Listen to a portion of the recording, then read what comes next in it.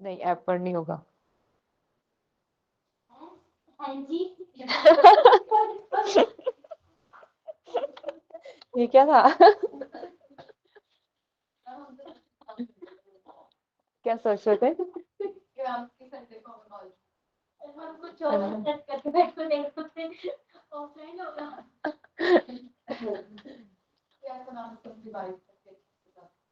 मेरे को पता है कितने रिवीजन होनी है, कल में कितनी होंगी और परसों तक कितनी हो जानी है। पढ़ लिया, पढ़ लिया, इको होगी आधी, आधी याद हो जाएगी। कोई बात नहीं, सेल्फ सिग्नलिंग तो कल तक होगी है कंप्लीट। कोई बात नहीं। मैम धक्का मत अच्छा, करो प्लीज। धक्का मत करो। कल वो भी असाइनमेंट भी डिस्कस करेंगे, इको की वो 7th, तो उसमें कितने 40 क्वेश्चंस है। की है वो, की नहीं होगी ना? की है वो असाइनमेंट? क्यों?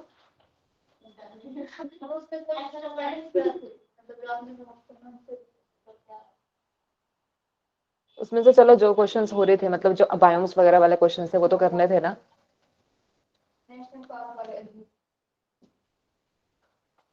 ठीक है, कल वो भी करेंगे। कल सब कुछ करेंगे।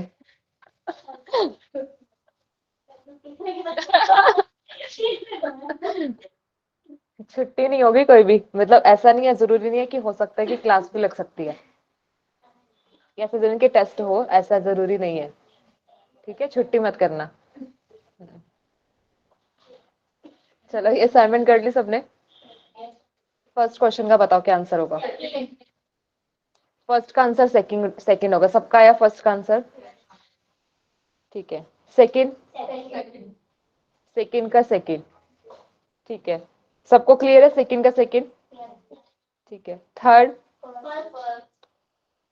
थर्ड का फर्स्ट, फर्स्ट क्लियर है, बाकी सब, बाकी क्लियर है कि कैसे, मतलब क्रिश्चियनिज्म थ्योरी में क्या क्या बताया गया था?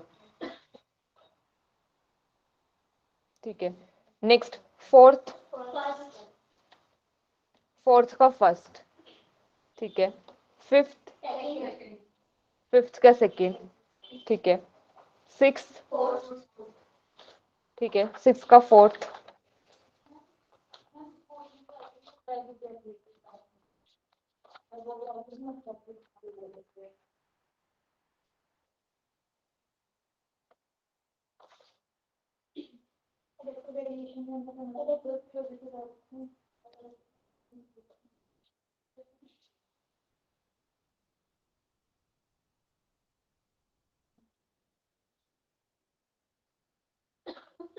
अरे देखो, वो चीज है ना, वेरिएशंस फिर कैसे आएंगी?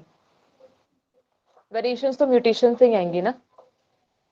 वेरिएशन देखो, एक चीज, अगर वहां पे बीक की मतलब उनके शेप या फिर साइज चेंज करा, वो किस वजह से आ रहा है वहां पे चेंजेस, वेरिएशंस, वेरिएशंस की वजह किस वजह से वहां पर आएंगे? म्यूटेशन की वजह से ही तो आती है ना। और उसके बाद जैसे देखो, ये तो हमने ऐसा भी किया था ना, जब हमने सेल का किया था कि प्रोकैरियोट से यूकेरियोटिक सेल बना, तो वहां पर भी क्या थी, म्यूटेशन हुई थी, म्यूटेशन के बाद फिर नेचुरल सिलेक्शन लगा था, फिर उसके बाद वहां पे यूकेरियोटिक सेल की डेवलपमेंट वहां पर हुई थी ना। ऐसे सेम यहाँ पर भी है कि जो बीक साइज, बीक जो यहाँ पे वेरिएशन आ रहा है वो किस तरह है कि वहां पे क्या हो रहा है, म्यूटेशन होगा, म्यूटेशन के बाद फिर वहां पे सिलेक्शन वहां पर हो रहा है। ठीक है, सेवेंथ,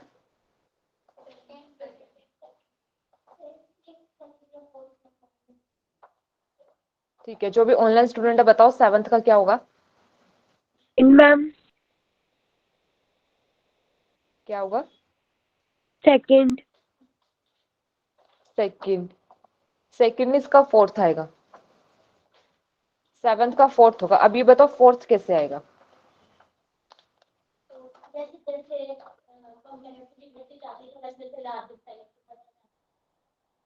अच्छा, फिर एक सेकंड क्यों लगाया था फिर, efficiency of energy utilisation?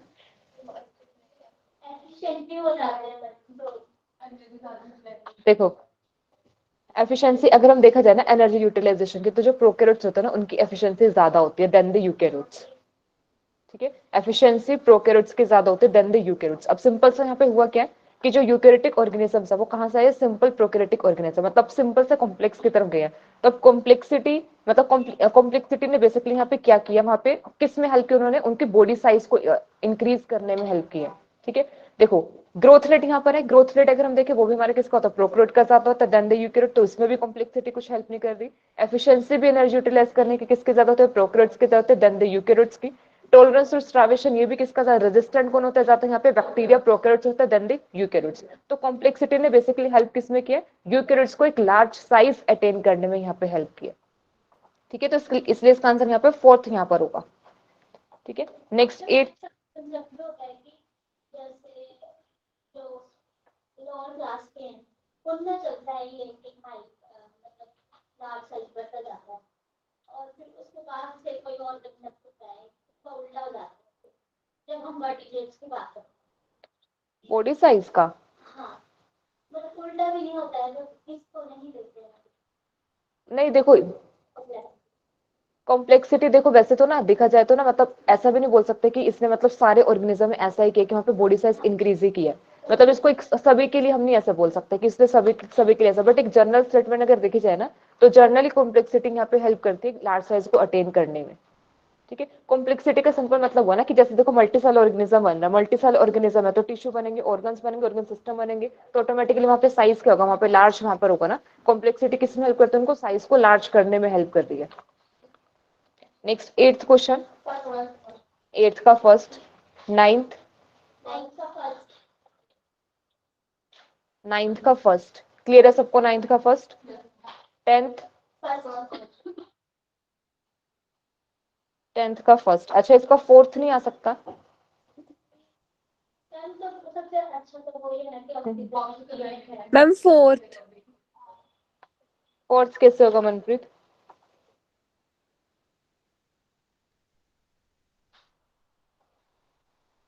Fourth कैसे होगा, फोर्थ क्यों होगा, मैकार्थर और उसका पता था, आइलैंड जियोग्राफी वाला और वेलिस का भी पता था, तो मैम उसके अकॉर्डिंग। नहीं इसमें फिर वो मैकार्थर की आइलैंड ज्योग्राफी क्यों आई, ये तो सिंपल यहाँ पे वो तो एवोल्यूशन का कांसेप्ट है ना, ये तो कि कैसे प्रोकैरियोट से मतलब प्रोकैरियोटिक ऑर्गेनिज्म कैसे बने, जो हमने ये किया था प्रोटोबायोन्ट्स वाला, एओबायोन्ट्स वाला।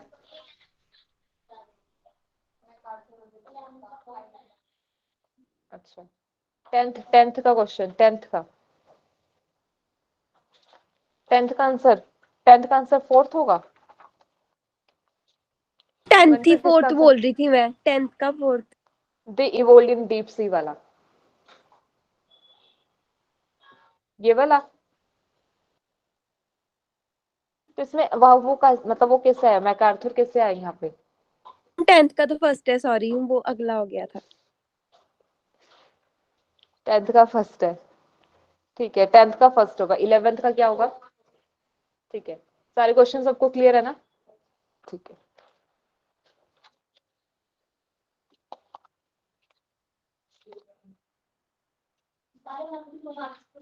ये सारे 2 मार्क्स के थे। मैम एक बार 9th का बताना, सी कैसे आएगा पहले। ठीक है,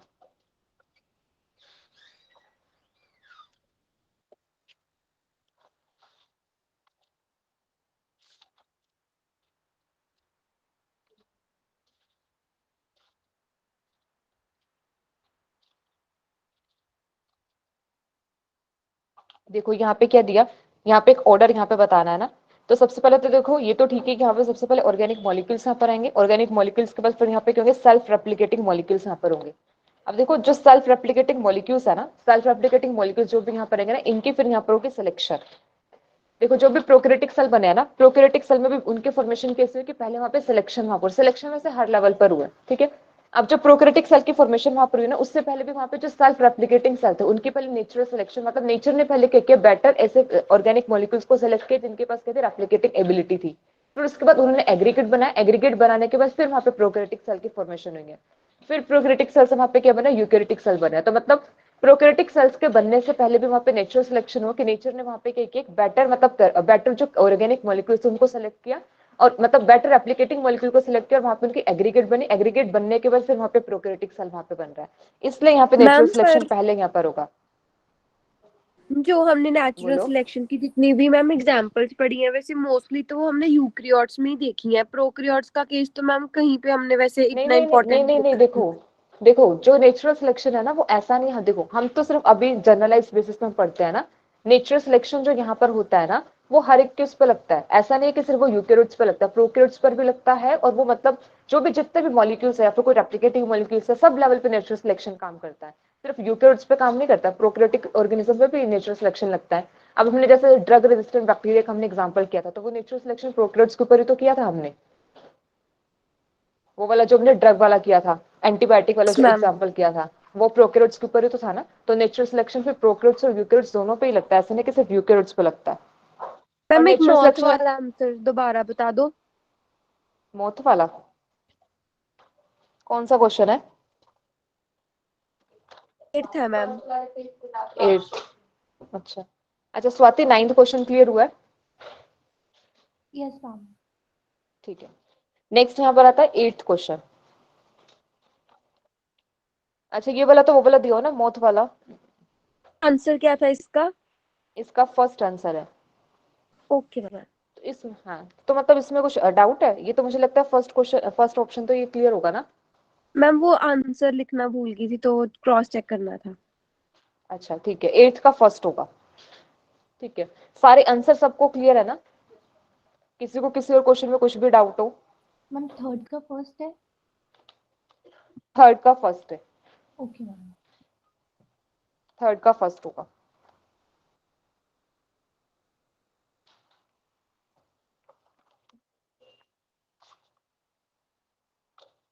ठीक है, तो अभी कल वाला रिवाइज किया सबने?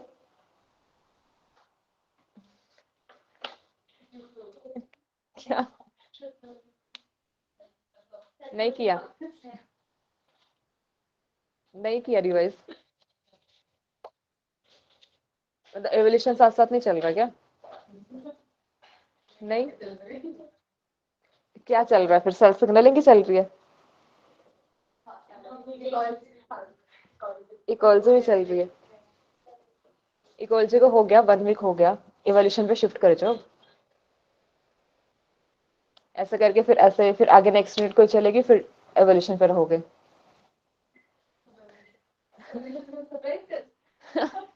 सरप्राइज टेस्ट होगा अब ऐसे ही, मतलब इकोलॉजी एवोल्यूशन हो सकता है कि दोनों का मिक्स टेस्ट हो जाए।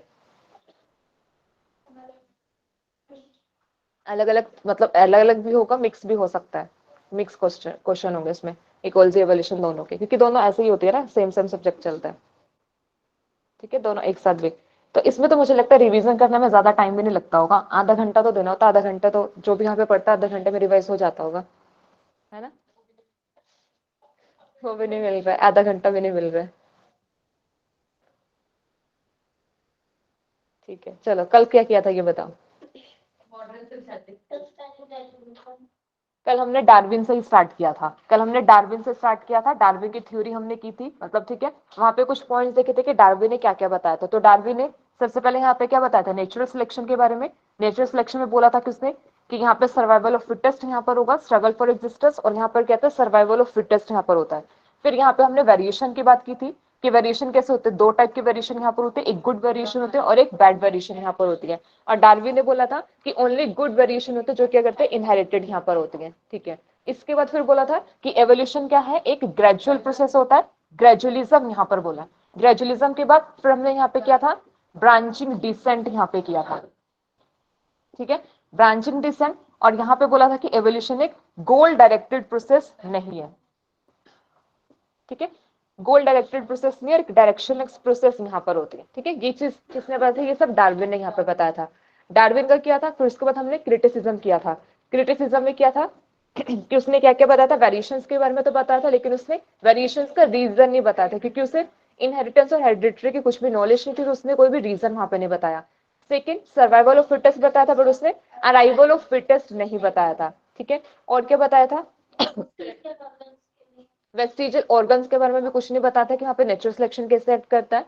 सेक्सुअल सिलेक्शन जो उसने बताया था उसमें भी वहां था कि मतलब जो मेल है, मेल क्यों नहीं वहां पे चूज करता है। ठीक है, फिर वहां पे उसने डिफ्रेंशिएट भी नहीं किया था किसके बीच में, सोमैटिक एंड जर्मिनल वेरिएशन के बीच में भी वहां पे डिफ्रेंशिएट नहीं किया था। और क्या था, ओवर स्पेशलाइज्ड जो ऑर्गन्स थे उनका भी उसने कहीं पर भी कुछ नहीं बताया था कि नेचुरल सिलेक्शन वहां पे कैसे एक्ट करता है। ठीक है, ये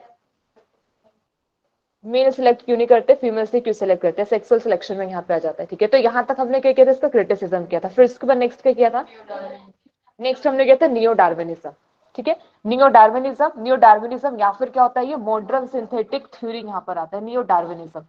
नियो डार्विनिज्म किस किस का होता है, मतलब किन दो साइंटिस्ट कैसे कंबाइन करके बताया था, डार्विन एंड मेंडल्स का, मतलब मेंडल की जो यहाँ पे इनहेरिटेंस के बारे में बताया था और जो डार्विन ने दिया था नेचुरल सिलेक्शन को, दोनों को कंबाइन करके यहाँ पर क्या बना था, नियो डार्विनिज्म यहाँ पे बना था। तो यहाँ पे सबसे पहले हमने कुछ डिफरेंसेस किए थे ना कि डार्विनिज्म से कैसे डिफरेंट होता है नियो डार्विनिज्म। तो फर्स्ट वहां पे क्या था, वेरिएशंस का था। बोला था कि नेचुरल सिलेक्शन के अलावा भी कुछ ऐसा हाँ, ये बोला था उन्होंने कि एवोल्यूशन के लिए वेरिएशंस और मतलब नेचुरल सिलेक्शन के अलावा भी वहां पे कुछ फोर्सेस वहां पर होती है जो कि करते एक्ट करते, कौन कौन सी होती हैं, gene migration, genetic drift, non random mating, gene recombination, hybridisation, ठीक है। ये सब भी यहाँ पे रिस्पॉन्सिबल होता है क्या, मतलब किसके लिए, एवोल्यूशन के लिए, ठीक है। और क्या किया था नेक्स्ट, जेनेटिक्स के बारे में बताएं। जीन्स के बारे में कि जो भी हर एक जो कैरेक्टर होता है उसके लिए कोड कौन करता है, वहां पे डिसिक्रेट यूनिट्स होते हैं जिन्हें क्या बोलता है, जीन्स वहां पे बोलता है। फिर नेक्स्ट किया था कि जो स्पेसिएशन होता है वो स्मॉल चेंजेस की वजह से आता है, एक्यूमुलेशन वहां पर होती है और उसके बाद फिर जाके कुछ नई स्पीशीज वहां पे बनती है, ठीक है। अच्छा, डार्विन ने जो ब्रांचिंग डिसेंट दिया था, लैमार्क ने ट्रांसफॉर्मिज्म दिया था, दोनों में क्या डिफरेंस होता है, एक में जो accumulation होती है और उसमें जो ट्रांसफॉर्मेशन हुआ एक से दूसरे हो जाते हैं। वहां पे सिंपल सा ट्रांसफॉर्मिज्म है कि वहां पे ट्रांसफॉर्मेशन हो रही है कि एक स्पीशीज क्या करते हैं दूसरी स्पीशीज में ट्रांसफॉर्म होते हैं। लेकिन जो डार्विन था, डार्विन ने क्या बताया था कि एवोल्यूशन एक क्या है, एक ब्रांच लाइक प्रोसेस होती है, ट्री ब्रांच की तरह, कि वहां पे स्प्लिटिंग होता है कि वहां पे एंसेस्टर वो क्या करते हैं, स्प्लिट करके न्यू हैबिटेट पे जाता है, फिर वहां पे जाके एडेप्टेशन होती है, नई स्पीशीज वहां पे नए कैरेक्टर्स की फॉर्मेशन वहां पर होती है, ठीक है। फिर उसके बाद मॉडर्न सिंथेटिक थ्योरी में हमने कुछ इंपॉर्टेंट, ट्रांसफॉर्मेशन ऐसे हो सकते हैं कि जैसे एक स्पीशीज है वो टोटली ट्रांसफॉर्म हो जाती है तो वो एक स्पीशीज हम मिलेगी। हाँ बिल्कुल बोल सकते हैं ऐसे कि ए बिल्कुल कंप्लीटली किस में ट्रांसफॉर्म हो जाते हैं, बी में हो जाते हैं, ठीक है। इसके बाद फिर हमने कुछ पॉइंट्स यहाँ पे किए थे मॉडर्न सिंथेटिक थ्योरी के। सबसे पहला, सबसे इंपॉर्टेंट पॉइंट सबसे पहला कौन सा था कि नेचुरल सिलेक्शन किसके ऊपर एक्ट करता है, फिनोटाइप के ऊपर एक्ट करता है, जीनोटाइप के ऊपर एक्ट नहीं करता है, ठीक है। उसके बाद नेक्स्ट क्या था,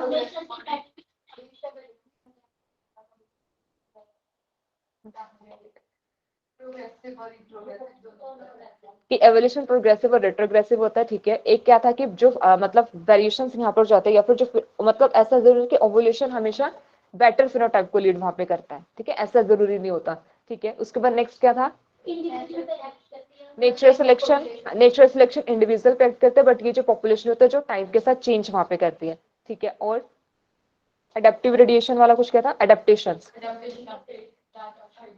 एडेप्टेशंस वो कैरेक्टर्स होते हैं जो बेसिकली कौन शेप करते हैं, नेचुरल सिलेक्शन जिन्हें शेप करती है, ठीक है। एवोल्यूशन यहाँ पे कैसा होता है, गोल डायरेक्टेड नहीं होता, ये भी बताया था। इसके अलावा उन्होंने ये बताया था स्पेसिएशन के लिए यहाँ पे क्या था, ज्योग्राफिकली आइसोलेशन यहाँ पर होती है, ज्योग्राफिकली आइसोलेशन के बाद स्पीशीज में क्या होता है, उनके फिनोटाइपिक डिफरेंसेस आता है, पर मतलब एंड रिजल्ट वहाँ पे क्या मिलता है कि न्यू स्पीशीज की फॉर्मेशन वहाँ पर हो जाते हैं, ठीक है। न्यू डार्विनिज्म यहाँ तक किया था। इसके बाद कुछ, इसके बाद हमने म्यूटेशन थ्योरी की थी, ठीक है। म्यूटेशन थ्योरी किसने दी थी, होगो डिवेरिस ने दी थी। क्या क्या बताया था उन्होंने, कंक्लूजन क्या क्या था म्यूटेशन थ्योरी का, जो फर्स्ट जनरेशन का ट्रांसफॉर्म हुए वो पेरेंटल टाइप के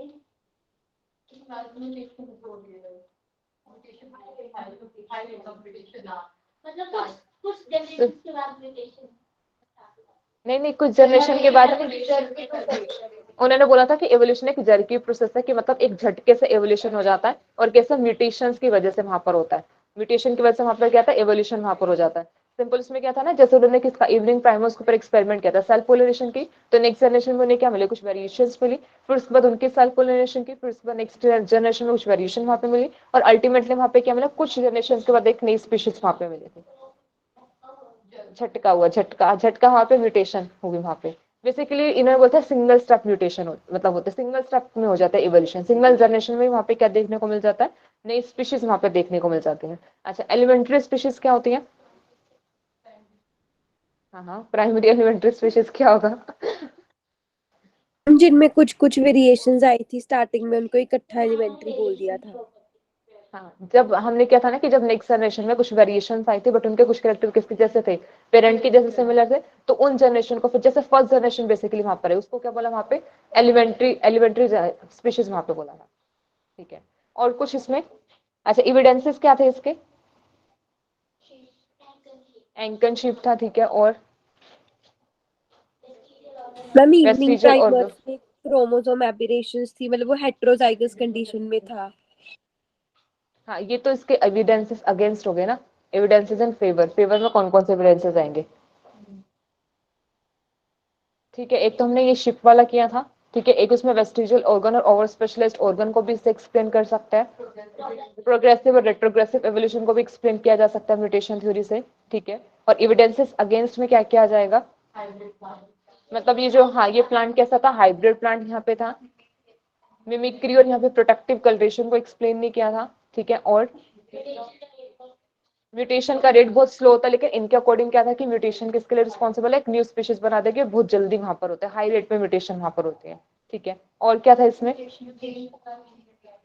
म्यूटेशन जीन पूल में कोई भी नया कैरेक्टर, नया फिनोटाइप बेसिकली ऐड नहीं करती है, कोई भी नया जीन और एलील की एडिशन नहीं करती है म्यूटेशन, ठीक है। तो यहाँ तक हमने म्यूटेशन थ्योरी यहाँ तक की थी, ठीक है। अब नेक्स्ट स्टार्ट करते हैं, नेक्स्ट आता है नेचुरल सिलेक्शन। वैसे तो नेचुरल सिलेक्शन के बारे में हमने बहुत कुछ कर लिया, ठीक है। अभी नेक्स्ट हम करेंगे मोड्स ऑफ नेचुरल सिलेक्शन, यहाँ पे करेंगे।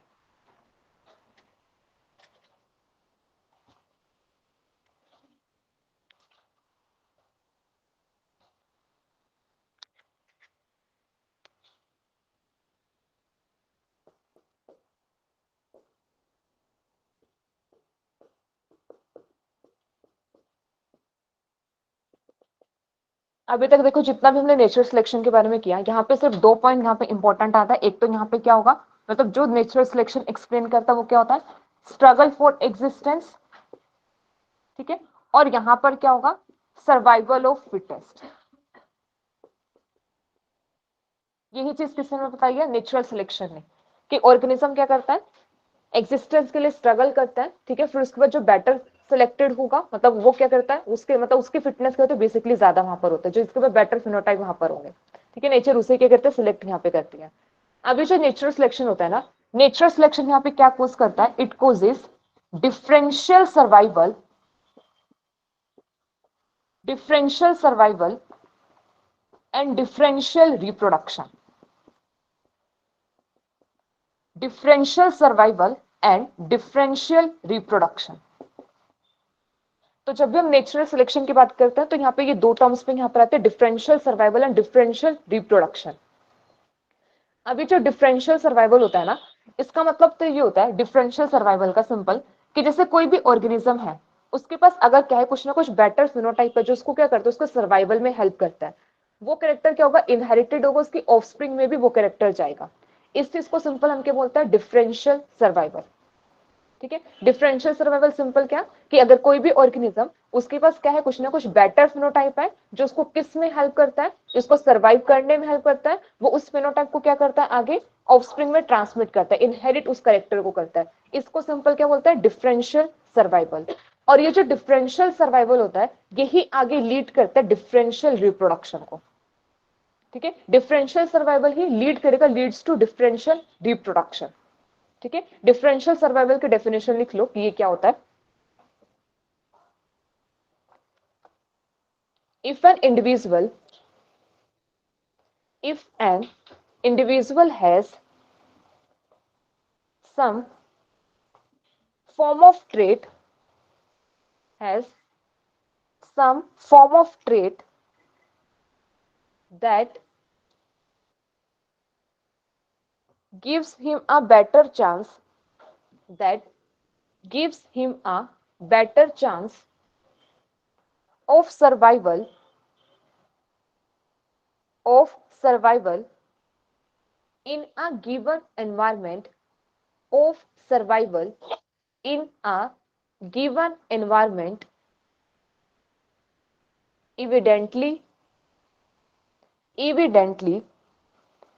his offspring evidently his offspring inherit the trait inherit the trait, ठीक है। इसे सिंपल हम बोलते हैं डिफरेंशियल सर्वाइवल। फिर next, differential survival leads to differential reproduction, differential survival leads to differential reproduction, ठीक है। तो नेचुरल सिलेक्शन में मतलब सेम वही चीज है कि जो अभी तक हमने पढ़ा, बस उसी को यहाँ पे टर्म्स में बोलते हैं कि इसको डिफरेंशियल सर्वाइवल, फिर उसके बाद यहाँ पे कहते हैं डिफरेंशियल रिप्रोडक्शन यहाँ पर आता है। अब नेक्स्ट यहाँ पर आता है मोड्स ऑफ नेचुरल सिलेक्शन। ठीक है, अब जो नेक्स्ट हम कर रहे हैं ना मोड्स इंपॉर्टेंट है, यहाँ से ना क्वेश्चन आता है और यहाँ से ना ग्राफ बेस्ड क्वेश्चन आता है, ग्राफिकल क्वेश्चन यहाँ से बनते हैं। ठीक है, मोड्स ऑफ नेचुरल सिलेक्शन से क्वेश्चन यहाँ से आ जाता है।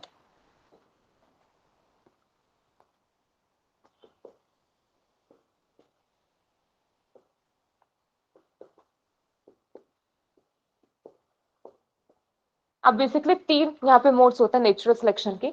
एक हमारे पास यहाँ पर आता है directional mode of natural selection. Second यहाँ पर आता है स्टेबलाइजिंग। थर्ड यहाँ पर आता है डिसरप्टिव।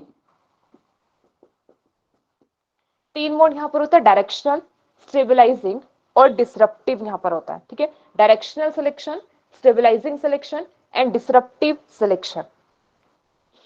अभी जो डायरेक्शनल सिलेक्शन होता है ना, इसे हम प्रोग्रेसिव सिलेक्शन भी बोलते हैं, प्रोग्रेसिव सिलेक्शन। ठीक है, ऐसे यहाँ पर जो स्टेबलाइजिंग होता है, स्टेबलाइजिंग को हम यहाँ पे बोलते हैं नॉर्मलाइजिंग सिलेक्शन।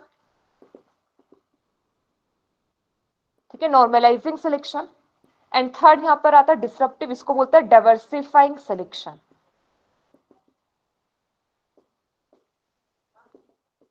ठीक है, diversifying selection, progressive, normalising and diversifying selection यहाँ पर आता है। ठीक है, तो इन्हीं को करता है। सबसे पहले यहाँ पर करता है डायरेक्शनल और प्रोग्रेसिव सिलेक्शन।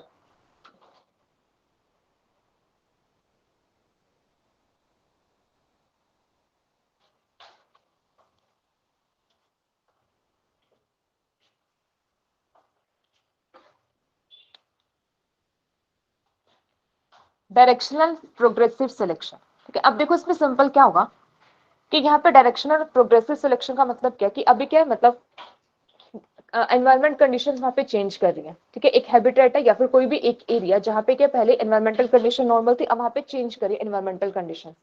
अब कंडीशंस वहां पे चेंज कर रही है, अब नेचुरल सिलेक्शन क्या करेगा, किसी ना किसी पर्टिकुलर फिनोटाइप को फेवर वहां पे करेगा, क्योंकि चेंजिंग एनवायरमेंटल कंडीशन है तो बेटर फिनोटाइप को वहां पे क्या करेगा, सिलेक्शन वहां पर होगी। अब डायरेक्शनल में क्या होता है कि यहाँ पर जो नेचुरल सिलेक्शन होता है वो क्या करता है, किसी एक पर्टिकुलर एक्सट्रीम फिनोटाइप को ये सिलेक्ट करता है। ठीक है, किसी एक पर्टिकुलर एक्सट्रीम फिनोटाइप की सिलेक्शन यहाँ पर होती है। एक्सट्रीम फिनोटाइप का मतलब क्या होता है कि जैसे हमने क्या लिया, हमने यहाँ पे एग्जांपल है कि हमारे पास एक प्लांट है, एक टॉल प्लांट है, एक यहाँ पे क्या होता है हमारे पास शॉर्ट प्लांट। ये दोनों फिनोटाइप यहाँ पे क्या होता है, ये होता है एक्सट्रीम फिनोटाइप यहाँ पर होता है। अगर कोई भी प्लांट मतलब जैसे यहाँ पर आता है ना इंटरमीडिएट हाइट के जो प्लांट आते हैं, ठीक है, इंटरमीडिएट में हो सकता है कि मतलब रेंज इनकी वेरी कर सकती है इंटरमीडिएट में भी। जैसे सिंपल अगर हम ह्यूमन बीइंग में भी देखें कि एक तो सबसे टोलेस्ट और एक सबसे शॉर्टेस्ट, तो ये दो फिनोटाइप यहाँ पे क्या होंगे, एक्सट्रीम फिनोटाइप यहाँ पर होते हैं। ठीक है, इनके बीच में फिर वेरिएशन यहाँ पे ग्रेडियंट यहाँ पे कैरेक्टर का बनता है, तो इनको सिंपल क्या बोलते हैं यहाँ पे एक्सट्रीम फिनोटाइप। अब होगा क्या, इस टाइप के सिलेक्शन में किसकी यहाँ पे सिलेक्शन होती है, किसी एक पर्टिकुलर एक्सट्रीम फिनोटाइप की सिलेक्शन यहाँ पर होती है। ठीक है, तो इस टाइप के सिलेक्शन को सिंपल क्या होता है, डायरेक्शन। मतलब यहाँ पे क्या करता है, यहाँ पर जो मतलब ये शिफ्ट कर जाता है, किसी पर्टिकुलर डायरेक्शन में शिफ्ट यहाँ पे कर जाता है। ठीक है, इसको देखो कैसे हम यहाँ पे एक ग्राफ से भी इसको यहाँ पे रिप्रेजेंट करता है।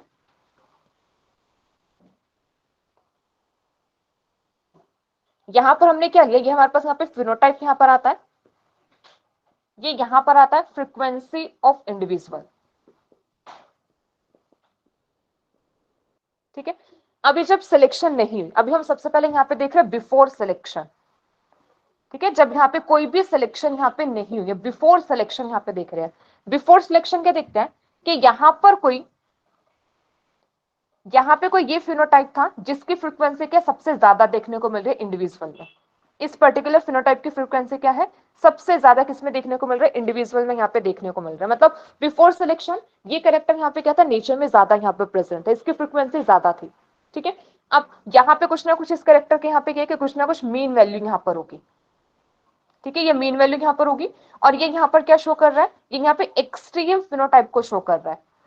ठीक है, एक्सट्रीम फिनोटाइप को यहाँ पे शो कर रहा है। तो बेसिकली बिफोर सिलेक्शन क्या देखने को मिल रहा था कि एक्सट्रीम फिनोटाइप की सिलेक्शन कम है, मतलब एक्सट्रीम फिनोटाइप जो है इंडिविजुअल्स में कम देखने को मिल रहा है, जो इंटरमीडिएट टाइप का यहाँ पर जो फिनोटाइप है वो क्या देखने को मिल रहा है, यहाँ पे ज्यादा देखने को मिल रहा है। ठीक है, लेकिन क्या हुआ, यहाँ पे सिलेक्शन लगा। ठीक है, अब आफ्टर सिलेक्शन यहाँ पे क्या होगा, अभी ग्राफ चेंज करेगा। कैसे चेंज करेगा, किसी एक पर्टिकुलर डायरेक्शन में।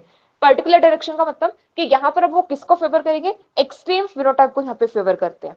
ठीक है, अब ये ग्राफ क्या करेगा, यहाँ पे चेंज होगा। अब ये जो ग्राफ चेंज होगा ना, ये क्या करेगा, इस जैसे देखो यहां से ये इस डायरेक्शन में यहाँ पे ये चेंज कर गया। ठीक है, ये अब यहाँ पे बना। अब ये क्या हुआ, यहाँ पे ये यहाँ पर होगा आफ्टर सिलेक्शन। आफ्टर सिलेक्शन क्या हुआ कि यहाँ पे जो नेचर है, नेचर ने किसको सेलेक्ट यहाँ पे किया, किसी एक पर्टिकुलर एक्सट्रीम फिनोटाइप को वहां पे नेचर ने सिलेक्ट किया। तो बेसिकली एक्सट्रीम फिनोटाइप की जो फ्रीक्वेंसी है अब वो इंडिविजुअल में ज्यादा देखने को मिलेगी देन द इंटरमीडिएट। ठीक है, इसलिए अब ये ग्राफ क्या करता है, एक डायरेक्शन में यहाँ पे क्या किया, शिफ्ट यहाँ पे किया। ठीक है, जब ये एक डायरेक्शन में शिफ्ट किया तो अब देखो, अब इसकी जो मेन वैल्यू होगी, अब यहाँ पर इसकी कुछ मेन वैल्यू होगी, तो बेसिकली यहाँ पर क्या करती है, डायरेक्शनल सिलेक्शन में मेन वैल्यू यहाँ पे क्या करती है, चेंज करती है। बिफोर सिलेक्शन यहाँ पे कुछ मेन वैल्यू थी, लेकिन आफ्टर सिलेक्शन यहाँ पे क्या हो, मेन वैल्यू यहाँ पे कहती है चेंज यहाँ पर होती है। ठीक है, तो जो डायरेक्शनल सिलेक्शन है, सिंपल यहाँ पे क्या हो रहा है कि यहाँ पर सिलेक्शन कैसे लग रहा है, मतलब ये बेसिकली एक पर्टिकुलर डायरेक्शन में क्या करे, एक्सट्रीम फिनोटाइप को यहाँ पे फेवर कर रहा है। तो यहाँ पे क्या करता है, वो शिफ्ट कर जाता है, एक पर्टिकुलर डायरेक्शन में शिफ्ट करता है। रीजन यहाँ पे क्या होता है, क्योंकि यहाँ पे एनवायरमेंटल कंडीशंस चेंज कर रही है, जो किसको फेवर करते हैं, यहाँ पे एक पर्टिकुलर एक्सट्रीम फिनोटाइप को वहाँ पे फेवर कर रही है। और यहाँ पे क्या होता है, मेन वैल्यू यहाँ पे चेंज करती है। और यही मतलब ये ना सबसे इंपॉर्टेंट है, मेन वैल्यू को ध्यान में रखना। जैसे डायरेक्शनल की भी हम करेंगे, स्टेबलाइजिंग की भी करेंगे, और यहाँ पे हम डाइवर्सिफाइंग की भी करेंगे। जो हमारा यहाँ पे डायरेक्शनल होता है, इसमें क्या करता है, मीन वैल्यू चेंज करती है। ठीक है, अभी जो नेक्स्ट हम करेंगे स्टेबलाइजिंग, वहां पे मीन वैल्यू चेंज नहीं करती है। डाइवर्सिफाइंग जो हम करेंगे या फिर डिस्ट्रक्टिव, तो वहां पे दो मेन वैल्यूज यहाँ पे बन जाते हैं। मेन वैल्यूज ही इंपॉर्टेंट है, क्योंकि एग्जाम में जो ग्राफ बेस्ड क्वेश्चन आता है ना, वहां से मतलब इनसे आइडेंटिफाई करना है कि कौन से टाइप का सिलेक्शन वहां पर होता है, वो हेल्पिंग वहां पे मेन वैल्यू वहां पे हेल्प करती है। ठीक है, मेन वैल्यू वहां पे दिया होगा कि बिफोर सिलेक्शन ये मेन वैल्यू है, आफ्टर सिलेक्शन वहां पे बता देंगे कि मेन वैल्यू या तो चेंज कर रही है या फिर चेंज नहीं कर रही, या फिर दो मेन वैल्यू वहां पर दे देंगे। तो उसके बेसिस पे बताना होगा कि यहाँ पे सिलेक्शन कौन सा लगा है, डायरेक्शनल है, स्टेबलाइजिंग है, या फिर कौन सा डिसरप्टिव सिलेक्शन यहाँ पर है। ग्राफ बेस्ड भी आ जाता है। ठीक है, और ऐसे भी यहाँ पे वैसे मेन वैल्यू से भी पूछ लेते हैं। ठीक है, तो ये सिंपल यहाँ पे क्या आता है, डायरेक्शनल आता है। डायरेक्शनल में क्या करते हैं, यहाँ पे एक पर्टिकुलर डायरेक्शन में यहाँ पे क्या करते हैं, चेंजेस यहाँ पर आते हैं। ठीक है, इसमें कुछ पॉइंट्स लिख लो डायरेक्शनल सिलेक्शन में।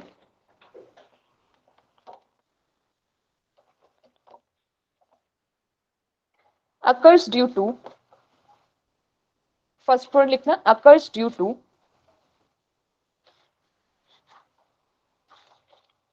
change in environment, occurs due to change in environment in one particular direction, change in environment in one particular direction.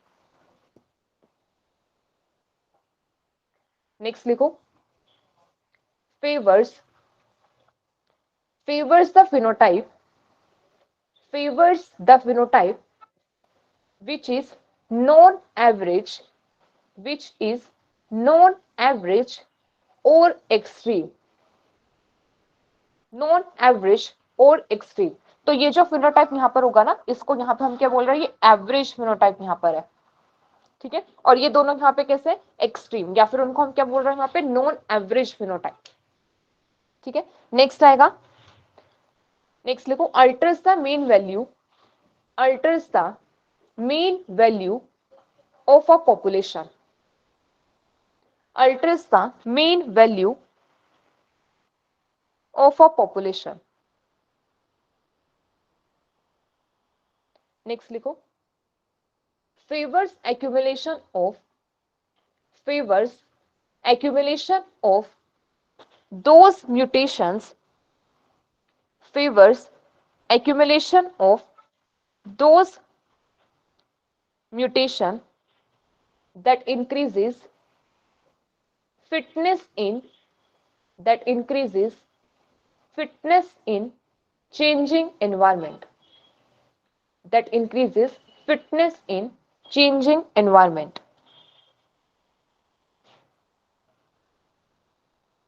it is next लिखो, it is common, it is common when population's environment change, it is common when population's environment change, or when population migrates to, or When population migrates to new habitat.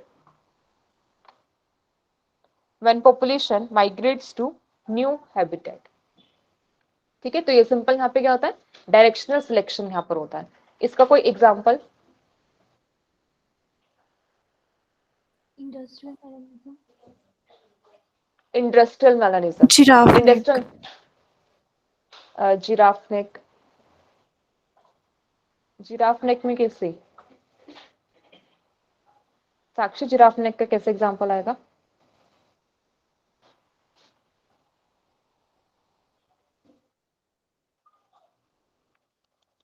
वही जैसे change को adapt किया उसने भी short से long तक वो चीज.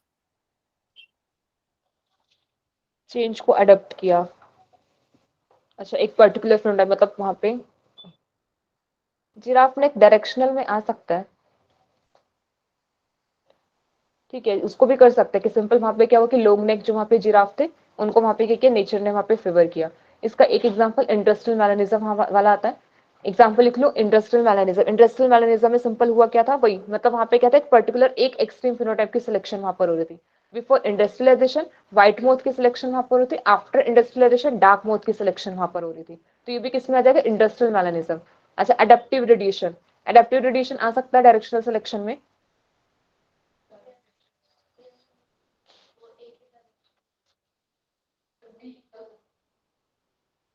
पर देखो वहां पे एक्सट्रीम फिनोटाइप की सिलेक्शन नहीं वहां पर हो रही. वहां पे देखो, वहां पे तो क्या कर रहे हैं, वहां पे बीक का साइज वहां पे वेरी कर रहा है ना, अलग अलग साइज के वहां पे बीक्स आ रही है. अब या तो ऐसा होता है कि सिर्फ एक, मतलब या तो लार्ज साइज के बीक साइज का सिलेक्शन होता है या फिर शॉर्ट साइज के बीक साइज का, मतलब बीक का वहां पे सिलेक्शन हो रहा था, तब हम बोलते हैं वो डायरेक्शनल में आता. ठीक है, तो डार्विन फिंचेस हमारा डायरेक्शनल में नहीं आएगा. ठीक है, चलो इसके बाद नेक्स्ट आता है. अच्छा, इसमें ना वो कर लो जो हमने इंडस्ट्रियल मैलानिज्म किया ना. इंडस्ट्रियल मैलानिज्म में जो डार्क और जो लाइट मोथ है ना, इनके साइंटिफिक नेम. कभी कभी ना क्वेश्चन इनके साइंटिफिक नेम से भी आ जाता है, मतलब वैसे एक्सपेरिमेंट में तो कुछ ऐसे मेंशन किया होगा, तो वहां पे ये मेंशन नहीं किया कि ये लाइट मोथ है, ये डार्क मोथ है, डायरेक्ट इनके साइंटिफिक नेम से आ सकता है. ठीक है, पता है किसी को नाम? विस्टन विटिलेरिया नहीं, ये एक ही है ना, कार्बोनिफेरा. तो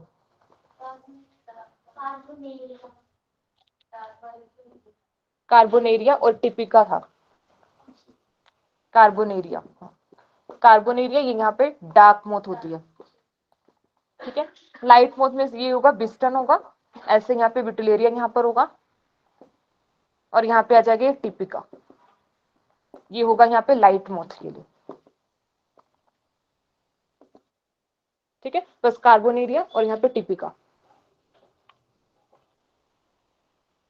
बिस्टन विटिलेरिया दोनों में सेम होगा.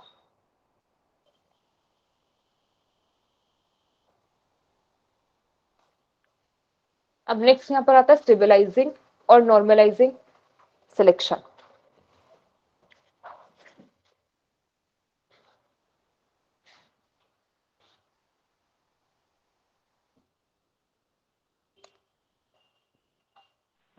मैम, अडेप्टिव रेडिएशन आ रहा है इसमें डायरेक्शनल में?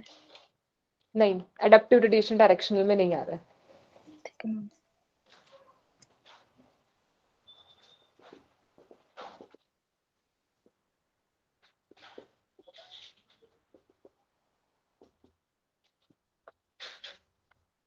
अब स्टेबलाइजिंग और नॉर्मलाइजिंग सिलेक्शन सिंपल क्या होगा, यहाँ पर जो सिलेक्शन हो रहा है, किसका सिलेक्शन, मतलब यहाँ पे एनवायरमेंटल कंडीशन कैसे स्टेबल है. ठीक है, अब यहाँ पे एनवायरमेंट में कुछ भी चेंज नहीं आ रहा है. एनवायरमेंट में कुछ भी चेंज नहीं आ रहा, तो बेसिकली अब वो किसको फेवर कर रहा है, जो एवरेज फिनोटाइप था, मतलब जो इंटरमीडिएट फिनोटाइप था, वहां पे उसी को फेवर वहां पे कर रहा है. अब उसी का नंबर वहां पे क्या होगा, ज्यादा वहां पर होगा. तो जैसे देखो, अभी हमने यहाँ पे क्या किया था, सेम यहाँ पर भी हमारे पास क्या आ जाएगा, ये फिनोटाइप यहाँ पर होगा, और यहाँ पर आ जाएगा फ्रीक्वेंसी ऑफ इंडिविजुअल. ठीक है, ये सेम यहाँ पे बिफोर सिलेक्शन, ये कंडीशन यहाँ पर है. ठीक है, ये यहाँ पे मीन वैल्यू यहाँ पर होगी. अब यहाँ पे क्या हो रहा है कि यहाँ पर एनवायरनमेंट में कुछ भी चेंज यहाँ पे देखने को नहीं मिल रहा। कंडीशन यहाँ पे कैसे स्टेबल कंडीशन यहाँ पर है। अब स्टेबल कंडीशन में अब जो नेचर है वो बेसिकली किसको सिलेक्ट कर रही है, एवरेज फिनोटाइप की यहाँ पे सिलेक्शन हो रही है, इंटरमीडिएट फिनोटाइप को यहाँ पे सिलेक्ट कर रही है। अब इंटरमीडिएट फिनोटाइप को सिलेक्ट करते हो तो ये ग्राफ कुछ ऐसा चला जाता है, मतलब यहाँ पे जो एक्सट्रीम फिनोटाइप्स होंगे ना उनकी सिलेक्शन यहाँ पर नहीं होगी, वो किसी को बेसिकली यहाँ पे कर रहे हैं एवरेज फिनोटाइप। मतलब ये क्या हुआ यहाँ पे, ये ग्राफ थोड़ा सा यहाँ पे नैरो यहाँ पर होगा, मतलब इसकी अब रेंज यहाँ पे कितनी रह जाएगी कि सिर्फ यही जो इंटरमीडिएट फिनोटाइप वाले इंडिविजुअल्स है इन्हीं की फ्रीक्वेंसी यहाँ पे ज्यादा देखने को मिलेगी। क्यों? क्योंकि एनवायरमेंट वहाँ पे कैसा होता है, स्टेबल एनवायरमेंट है, कुछ भी कंडीशन चेंज वहाँ पे नहीं कर रही है। अब यहाँ पे स्टेबल एनवायरमेंट है, कंडीशन चेंज नहीं कर रही है। अब यहाँ पे इनकी एवरेज, यहाँ पे जो मीन वैल्यू होता है, मीन वैल्यू भी यहाँ पे कैसा रहता है फिनोटाइप का, सेम ही यहाँ पे रहता है, मतलब मीन वैल्यू में कुछ भी चेंज देखने को नहीं मिलता है।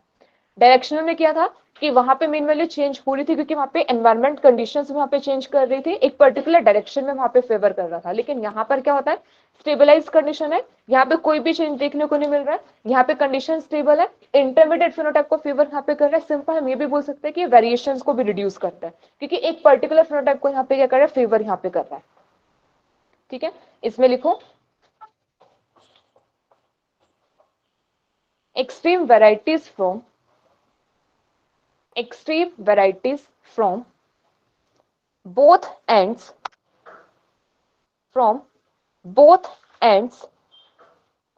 are eliminated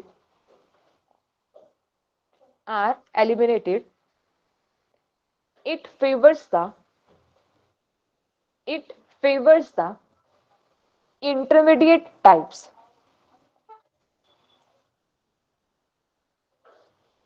It favors the intermediate types. Next लिखो, it operates in constant and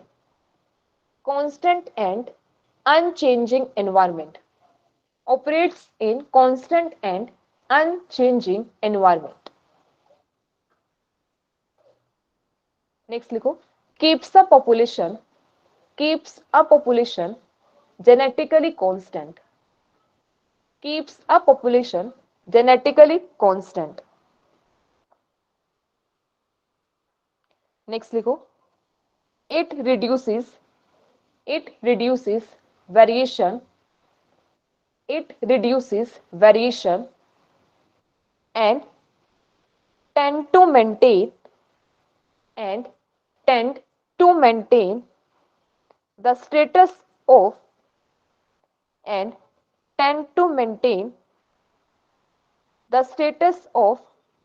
particular phenotypic character.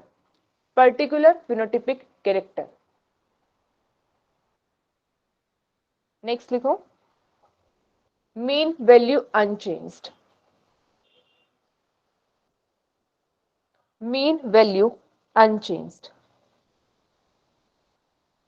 इसमें एग्जाम्पल बता सकते हो कोई, मतलब ऐसे सिलेक्शन की जिसमें इंटरमीडिएट फिनोटाइप को सिलेक्ट किया जा रहा है, एक्सट्रीम एलिमिनेट हो जाते हैं।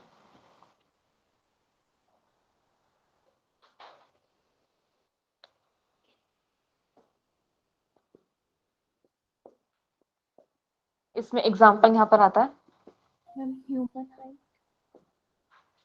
Human height. नहीं देखो, ह्यूमन हाइट नहीं इसमें एग्जाम्पल आ सकता क्योंकि ह्यूमन हाइट में ना मतलब ऐसा नहीं कि टोलेस्ट और यहाँ पे जो मतलब शॉर्टेस्ट वाले सर्वाइव ही नहीं कर रहे। यहाँ पे तो हमने ये बोला ना कि जो एक्सट्रीम फिनोटाइप होंगे वो तो यहाँ पे क्या करेंगे, वो एलिमिनेट हो जाएंगे ना। इसमें तो ये बोला ना कि वो एलिमिनेट हो जाएंगे, लेकिन इसमें ऐसा तो नहीं कि जो शॉर्टेस्ट और टोलेस्ट वाले एलिमिनेट तो नहीं कर रहे ना, सर्वाइव तो वो कर रहे हैं। नहीं मैम, जैसे उनका ह्यूमन हाइट के इंटरमीडिएट जो रहेगा वो 5 to 6 के बीच में ही रहेगा, तो उस अकॉर्डिंगली नहीं आ सकता फॉर एग्जांपल वो, मतलब ऐसे हाँ ये बोल सकते हैं कि एवरेज अगर देखा जाए तो इंटरमीडिएट इतना रहता है, लेकिन 5 to 6 भी इंटरमीडिएट इतना नहीं रहता है, बहुत कम, मतलब 5 से कम भी बहुत कम आ जाता है।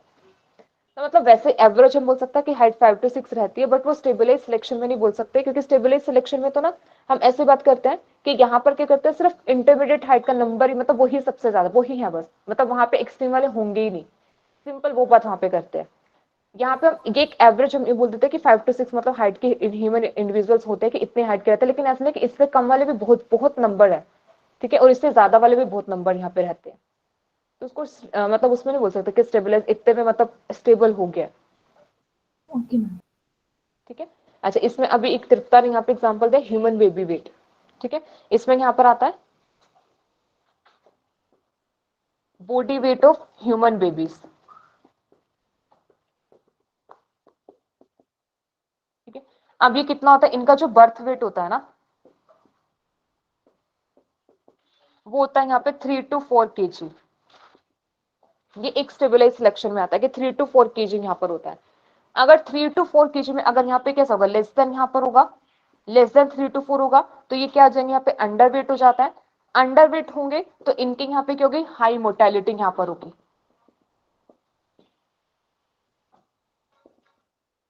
ठीक है। इनकी मोर्टेलिटी यहाँ पे कैसे होता है, हाई मोर्टेलिटी, मतलब इनका डेथ रेट यहाँ पे क्या होता है, फिर ज्यादा होता है अगर वो कैसे रहते हैं, अंडर वेट रहते हैं। ऐसे सेम अगर यहाँ पे क्या होगा, इससे वेट कैसा हो जाएगा, मोर देन यहाँ पर हो जाएगा, तो ये हो जाएंगे यहाँ पे ओवर वेट, और ओवर वेट भी यहाँ पे क्या करता है, ये लीड्स टू हाई मोर्टेलिटी, ठीक है। तो एक अगर हम देखा जाए तो स्टेबलाइज्ड वहां पे क्या, एक एवरेज कितना होता है, 3 to 4 kg वहां पर आ जाएगा ह्यूमन बेबीज का जो वेट यहाँ पर होगा। हमें कैट की भी आती है, कैट की टेल की। कैट के टेल की कैसे, मैम अगर लॉन्ग टेल्स होती है मैम, वो ग्राउंड पे ड्रैग होती हैं, और अगर शॉर्ट टेल होती है तो उनका बैलेंस बिगड़ जाता है, तो मीडियम टेल लेंथ प्रेफर्ड होती है कैट्स में। ठीक है, ये भी किस में आ जाएगा, स्टेबलाइज्ड में आ जाएगा। और कोई एग्जांपल बता सकते हैं, कैट का बोला है कि कैट के यहाँ पे जो लॉन्ग टेल होती है वो क्या करते हैं, उनको ड्रैग करते हैं, और जो शॉर्ट टेल होती है वो उनको स्टेबल नहीं रहने देते, तो इसलिए फिर वहां पे जो इंटरमीडिएट साइज की जो टेल होती है ना, वो प्रेफर की जाती है। और यहाँ पे क्या आ सकता है,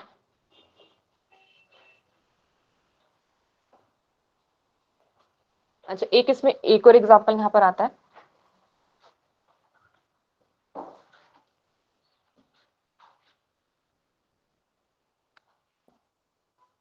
सेकेंड एग्जांपल यहाँ पे आता है इसका रोबिन बर्ड। रोबिन बर्ड का यहाँ पे clutch size of robin bird, ऐसे लिख सकता है clutch size of robin bird. अच्छा, क्लच साइज क्या होगा, एक बार में कितने ऑफस्प्रिंग वहां पे प्रोड्यूस करते हैं। सिंपल यहाँ पे बर्ड क्या करते हैं, एक बार में कितने एग वहां पे देगी, ठीक है। अब इसका जो क्लच साइज होता है ना, वो यहाँ पे कितना था, 4 eggs, ठीक है। इसका क्लच साइज यहाँ पे कितना, 4 eggs यहाँ पर होता है, ठीक है। मतलब इसका क्लच साइज इतना ही यहाँ पे रहता है। अगर इसका क्लच साइज इंक्रीज होगा तो फिर ये क्या कर पाएगी, वहां पे उसको नरिशमेंट प्रॉपर नहीं दे पाएगी, नरिशमेंट प्रॉपर नहीं देगी तो वहां पे क्या हो जाएंगे, उनको प्रॉपर तरीके से नरिशमेंट नहीं मिलेगा, न्यूट्रिएंट्स वहां पे प्रॉपर नहीं मिलेंगे। और अगर स्मॉल साइज वहां पर होगा तो क्या होगा,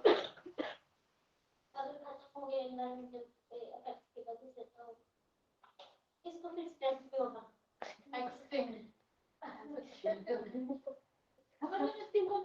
बचेंगे नहीं। हाँ बचेंगे नहीं, सिंपल वहां पे क्या हो जाए, कैप्चर बाय प्रे, कि प्रे क्या करेगा, उनको कैप, देखो सिंपल से 4 एग है, ठीक है।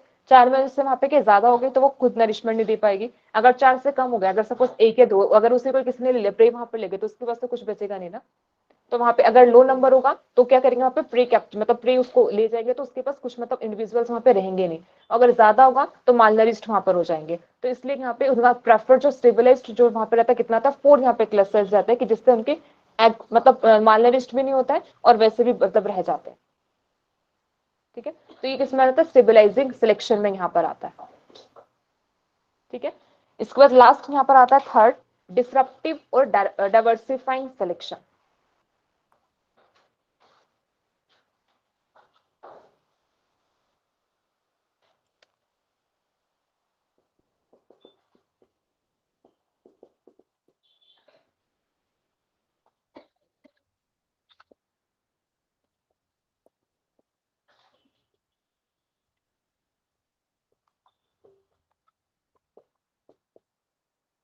डिस्ट्रप्टिव और डाइवर्सिफाइंग सिलेक्शन, ठीक है। अब इसमें देखो क्या होगा, यहां पर जो सिलेक्शन होती है, यहां पर सिलेक्शन होती है बोथ एक्सट्रीम फिनोटाइप, दोनों जो एक्सट्रीम फिनोटाइप होता है उनकी सिलेक्शन यहां पर होती है, ठीक है।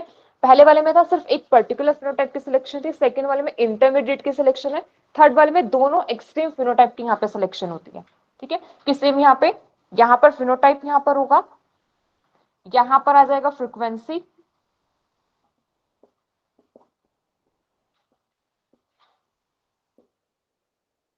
ठीक है। बिफोर सिलेक्शन एक यहाँ पे ये ऐसे होगा, कि यहाँ पे क्या आएगा एवरेज। ये कैसे बिफोर सिलेक्शन, ठीक है। बिफोर सिलेक्शन किसकी सिलेक्शन यहाँ पर हो रही है, एवरेज फिनोटाइप की सिलेक्शन यहाँ पर होती है। लेकिन आफ्टर सिलेक्शन यहाँ पे क्या होगा, दोनों एक्सट्रीम फिनोटाइप की सिलेक्शन यहाँ पर होगी। और जब दोनों एक्सट्रीम फिनोटाइप की सिलेक्शन यहाँ पर होती है ना, तो यहाँ पर क्या बनता है, दो पीक यहाँ पे बनती है,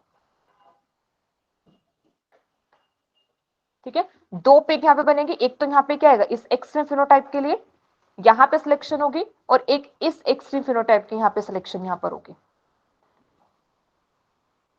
ठीक है। यहाँ पे क्या होता है दो, तब इसको क्या बोलते हैं डिसरप्टिव या फिर क्या बोलते हैं डाइवर्सिफाइंग इसे बोलते हैं, क्योंकि यहाँ पे दो पिक बन जाती है, दो पर्टिकुलर दो डायरेक्शन में यहाँ पे शिफ्ट यहाँ पे करता है, दोनों एक्सट्रीम फिनोटाइप की सिलेक्शन यहाँ पर होती है, ठीक है।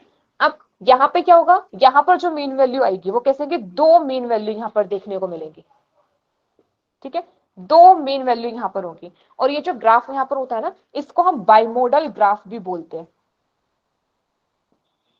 बाइमोडल ग्राफ, बाइमोडल मतलब कि यहाँ पे टू पिक्स की फॉर्मेशन यहाँ पर होगी, ठीक है। बाइमोडल ग्राफ आता है, इसको यहाँ पे टू पिक्स की फॉर्मेशन यहाँ पर होती है, ठीक है। तो सिंपल यहाँ पे क्या, यहाँ पर आफ्टर सिलेक्शन क्या हो रहा है, दोनों एक्सट्रीम फिनोटाइप की सिलेक्शन यहाँ पर होती है, तो उसको क्या बोलते हैं डिसरप्टिव या फिर डाइवर्सिफाइंग यहाँ पे बोलते हैं, ठीक है।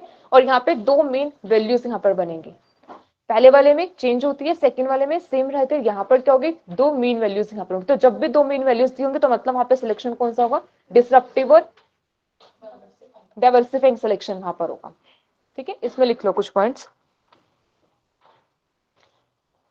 Both extremes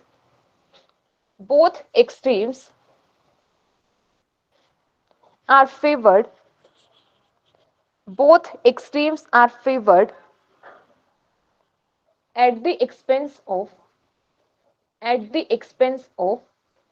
intermediate varieties, at the expense of intermediate varieties. It is opposite of stabilizing. Stabilising का बिल्कुल अपोजिट है, वहां पे इंटरमीडिएट एवरेज फिनोटाइप की सिलेक्शन थे, यहाँ पे दोनों एक्सट्रीम की सिलेक्शन यहाँ पर होती है।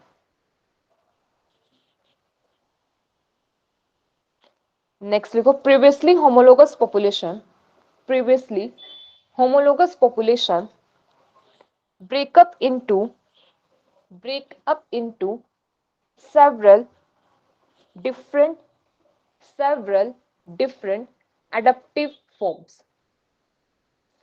different adaptive forms. Next लिखो, subjected to divergent selection pressure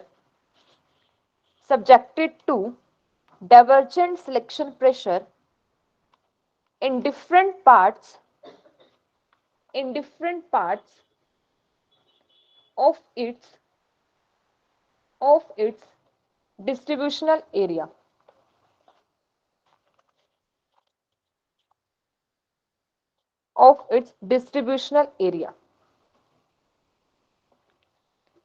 ठीक है, इसमें एग्जाम्पल करता है, इसमें एग्जाम्पल हमारे पास आता है सीड क्रैकर फिंचेस।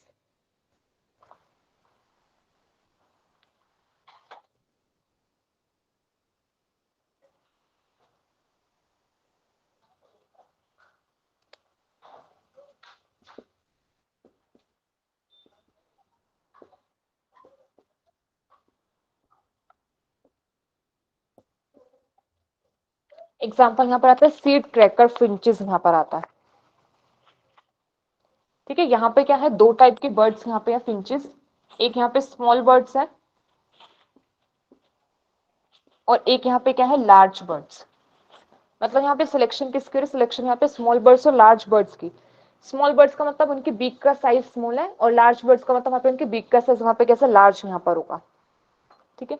अब ये जो स्मॉल साइज यहाँ पर जो होंगी बर्ड्स, ये बेसिकली किसके ऊपर फीड करती है, feed mainly on soft seeds. जो स्मॉल साइज मतलब जिनकी बीक का साइज स्मॉल है ना, वो बेसिकली किसके ऊपर करते हैं, यहाँ पे सॉफ्ट सीड्स के ऊपर फीड यहाँ पे करती हैं। और जो लार्ज साइज होती है, ये बेसिकली यहाँ पे क्या करते हैं, ये हार्ड सीड्स के ऊपर, मतलब बेसिकली उसको ये क्रैक कर सकती है, हार्ड सीड्स को ब्रेक कर सकती है, तो ये उनके ऊपर फीड यहाँ पे करती है, ठीक है। अब जो इंटरमीडिएट साइज की यहाँ पर आएगी ना, वो ना तो सॉफ्ट सीड्स के ऊपर फिट कर सकते हैं, ना वो वहाँ पे हार्ड सीड्स को वहाँ पे क्रैक कर सकती है, हार्ड सीड्स को वहाँ पे ब्रेक कर सकती है, तो इसलिए वहाँ पे उनका सिलेक्शन वहाँ पे नहीं होता। ठीक है, तो सिलेक्शन यहाँ पे किसका होता है, स्मॉल साइज बर्ड का होगा या फिर किसका होगा, लार्ज साइज बर्ड को, क्योंकि स्मॉल साइज वहाँ पे एक्सपर्ट है क्या करने में, सॉफ्ट सीड्स के ऊपर फिट करने में। लार्ज साइज वहाँ पे क्या है, वो किसको कर सकती है, हार्ड सीड्स के ऊपर। लेकिन जो इंटरमीडिएट वाले, ना तो वो सॉफ्ट सीड के ऊपर फिट कर सकता है, ना वो लार्ज हार्ड सीड्स के ऊपर फिट कर सकती है, इसलिए उनके सिलेक्शन यहाँ पे नहीं। तो सिलेक्शन किसकी यहाँ पर होती है, दो एक्सट्रीम फिनोटाइप की सिलेक्शन यहाँ पर होती है। ठीक है, सिंपल यहाँ पे ये रहता है। अच्छा, इसमें ना एक और एक हाइपोथेटिकल एग्जांपल भी जैसे कर सकते हैं कि जैसे कोई एक एरिया है, वहां पे क्या थे, पहले वहां पे व्हाइट रैबिट वहां पे थे, ठीक है, लेकिन आफ्टर सिलेक्शन मतलब वहां पे एनवायरमेंटल कंडीशन चेंज हुई, अब वहां पे सिलेक्शन के बाद वहां पे क्या किया, ब्लैक और ब्राउन फिनोटाइप को वहां पे सेलेक्ट किया, तो वहां पे ब्लैक और ब्राउन वहां पे रैबिट वहां पे देखने को मिल रहा है, तो मतलब दो एक्सट्रीम फिनोटाइप वहां पे देखने को मिल रहे हैं। ठीक है, तो इसको सिंपल यहाँ पे क्या बोलते हैं, डिसरप्टिव डाइवर्सिफाई। इसको सिंपल नॉर्मल एग्जांपल ऐसे भी कर सकते हैं कि जैसे जो प्लांट है, प्लांट में सिलेक्शन किसकी हो रही है, या तो टोल मतलब टोल और शॉर्ट, इन दोनों प्लांट्स की सिलेक्शन है, जो इंटरमीडिएट हाइट वाले प्लांट्स हैं इनकी सिलेक्शन ही नहीं हो रही, तो ये भी किसमें आ जाएगा, डिसरप्टिव या फिर डाइवर्सिफाइड सिलेक्शन में यहाँ पर होगा। ठीक है, तो तीन टाइप के सिलेक्शन यहाँ पर आता है। फर्स्ट यहाँ पे बनता है, फर्स्ट क्या होगा, डायरेक्शनल होता है, डायरेक्शनल में एक पर्टिकुलर डायरेक्शन में होगा। नेक्स्ट यहाँ पे स्टेबलाइजिंग यहाँ पर आएगा। थर्ड यहाँ पर क्या आ जाएगा, डिसरप्टिव यहाँ पर आएगा। ठीक है, अब इसी का यहाँ पे एक क्वेश्चन, यहाँ पर एक एग्जांपल यहाँ पे देखते हैं। ठीक है, आंसर करना कि यहाँ पे कौन सा टाइप का सिलेक्शन यहाँ पर होगा।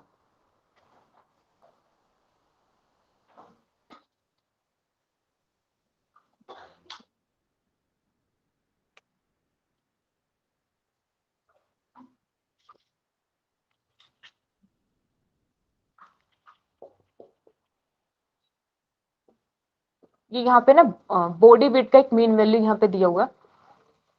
अच्छा, म्यू यहाँ पे मीन वैल्यू है। ठीक है, मीन यहाँ पे रिप्रेजेंट करता है मीन वैल्यू को। ठीक है, ये दिया 1.8 प्लस माइनस 4.5 mg। ये डिस्पर्जन होता है, सिग्मा डिस्पर्जन होता है कि मतलब इतने से इंक्रीज और डिक्रीज कर सकता है। ठीक है, प्लस माइनस ये कि average mean value body weight की कितनी 1.8 दी हुई है। ठीक है, बिफोर सिलेक्शन यहाँ पर है, और ये यहाँ पे क्या प्लस माइनस यहाँ पे क्या था 4.5 यहाँ पर आता है। ठीक है, अब तीन कंडीशन यहाँ पे दी है। अच्छा, 4.5 ज्यादा हो गया, इसको 0.45 यहाँ पे करो, मतलब इतने से इंक्रीज और डिक्रीज कर सकता है। तीन कंडीशन यहाँ पे, एक, दो और तीन। ठीक है, तीन कंडीशन यहाँ पर दी है। एक कंडीशन में तो यहाँ पे क्या हो रहा है, यहाँ पर जो मीन वैल्यू आफ्टर सिलेक्शन,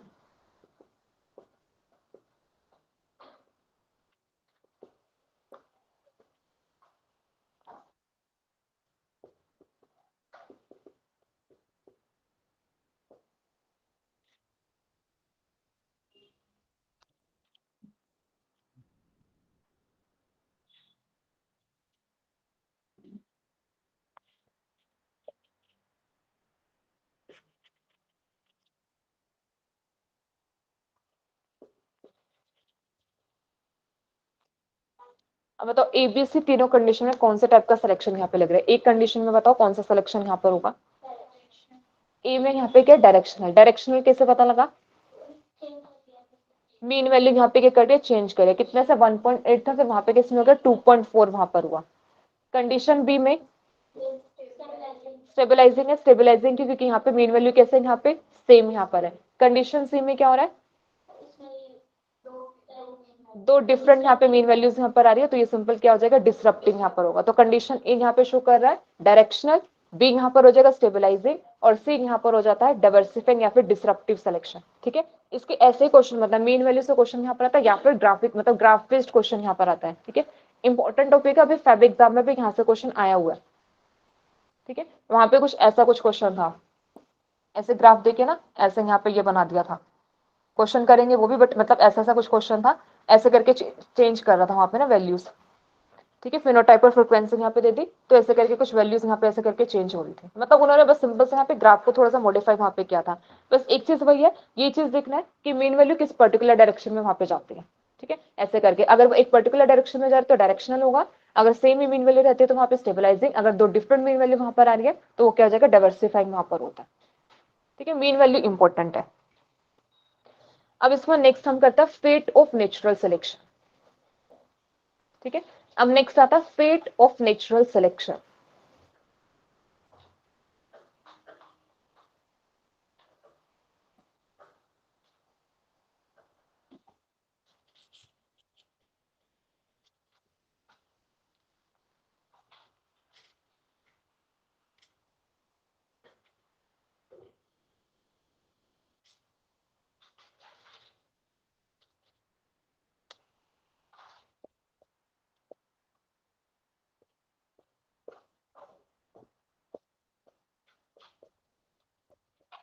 ठीक है, अब यहाँ पर आता है फेट ऑफ नेचुरल सिलेक्शन।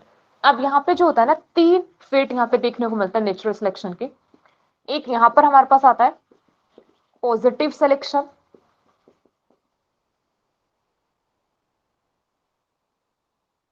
एक यहाँ पर आता है नेगेटिव सिलेक्शन, और एक यहाँ पर आता है balancing selection.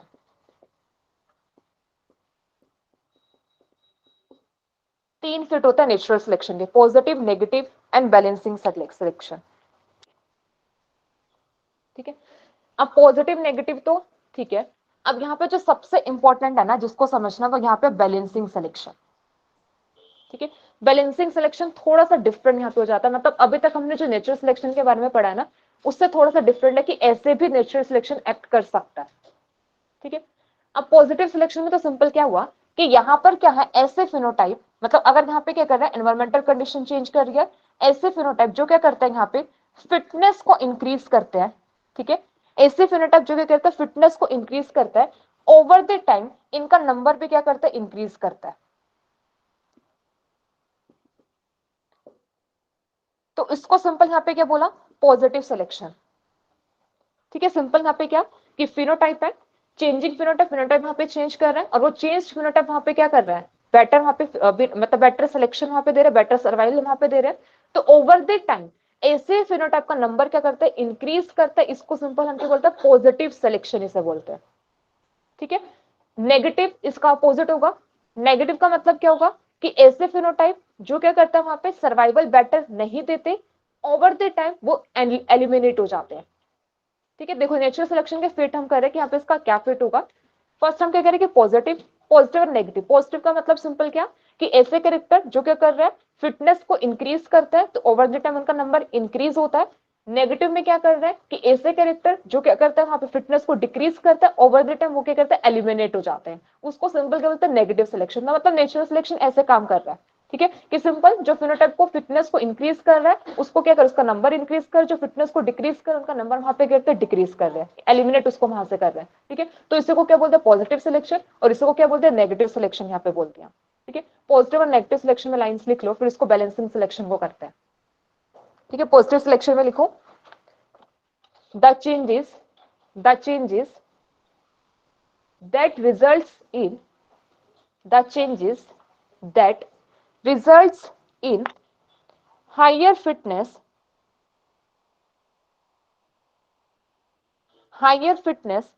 tend to increase in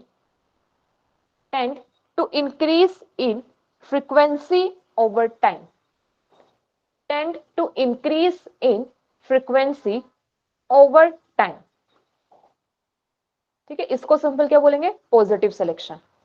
ठीक है, नेगेटिव में आ जाएगा, नेगेटिव में बस सेम रहेगा, बस यहाँ पे क्या आ जाएगा, the changes that decreases the fitness of organism, the changes that decreases the fitness of organism tend to remove from the population through a process called negative selection, through a process called negative selection। तो simple इसको क्या बोल रहे हैं, tend to remove from population through a process called negative selection। ठीक है, कि simple process negative selection किसे बोल रहा है कि जब वहां पे फिनोटाइप एलिमिनेट हो रहे हैं जो फिटनेस को डिक्रीज करे, पॉजिटिव जब वहां पे करे फिटनेस इंक्रीज हो रही है तो उनका नंबर भी क्या करता है, इंक्रीज वहां पे करता है। अब यहाँ पर आता है बैलेंसिंग सिलेक्शन। अब ये जो बैलेंसिंग सिलेक्शन है ये क्या बोलता है, इसके अकॉर्डिंग यहाँ पे क्या है कि हो सकता है कि कुछ म्यूटेशंस है, ये म्यूटेशन क्या है, वो एडवांटेजेस है ओनली इन हेट्रोजाइगस कंडीशन, कि कोई म्यूटेशन है उस म्यूटेशन की एडवांटेज कब मिल रही है, जब वो हेट्रोजाइगस कंडीशन में वहां पर होती है। ठीक है, मतलब कोई भी म्यूटेशन है वो किस में हो रही है, जब एडवांटेजेस कब होगी, वो ओनली हेट्रोजाइगस कंडीशन में एडवांटेजेस वहां पर होती है। तब वहां पे क्या होता है, अब ये जो हेट्रोजाइगस होता है इनको क्या किया जाता है, इनके इंटरमीडिएट लेवल तक इनको इंक्रीज किया जाता है। मतलब वहां पे फिर फेवर बेसिकली किसको किया जाता है, हेट्रोजाइगोस को वहां पे फेवर किया जाता है, होमोजाइगोस को वहां पे फेवर नहीं करते। तो बेसिकली एक तरह का क्या करता है, बैलेंस मेंटेन करके रखता है।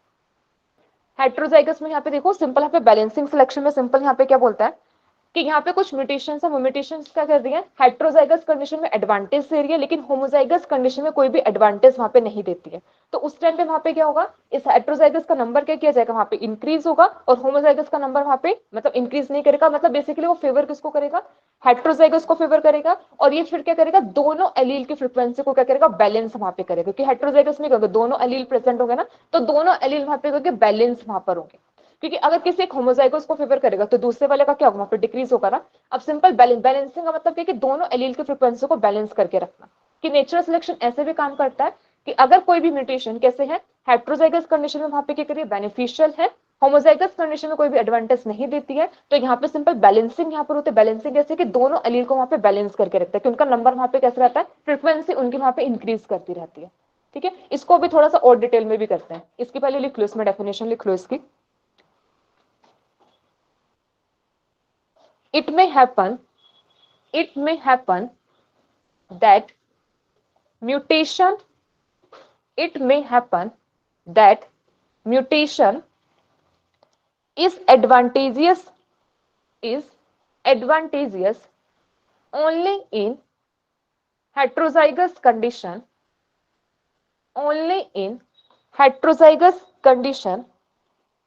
but not in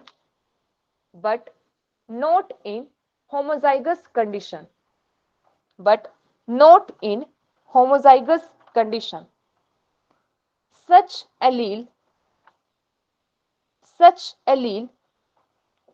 tend to maintain at intermediate frequency in a population through a process called balancing selection.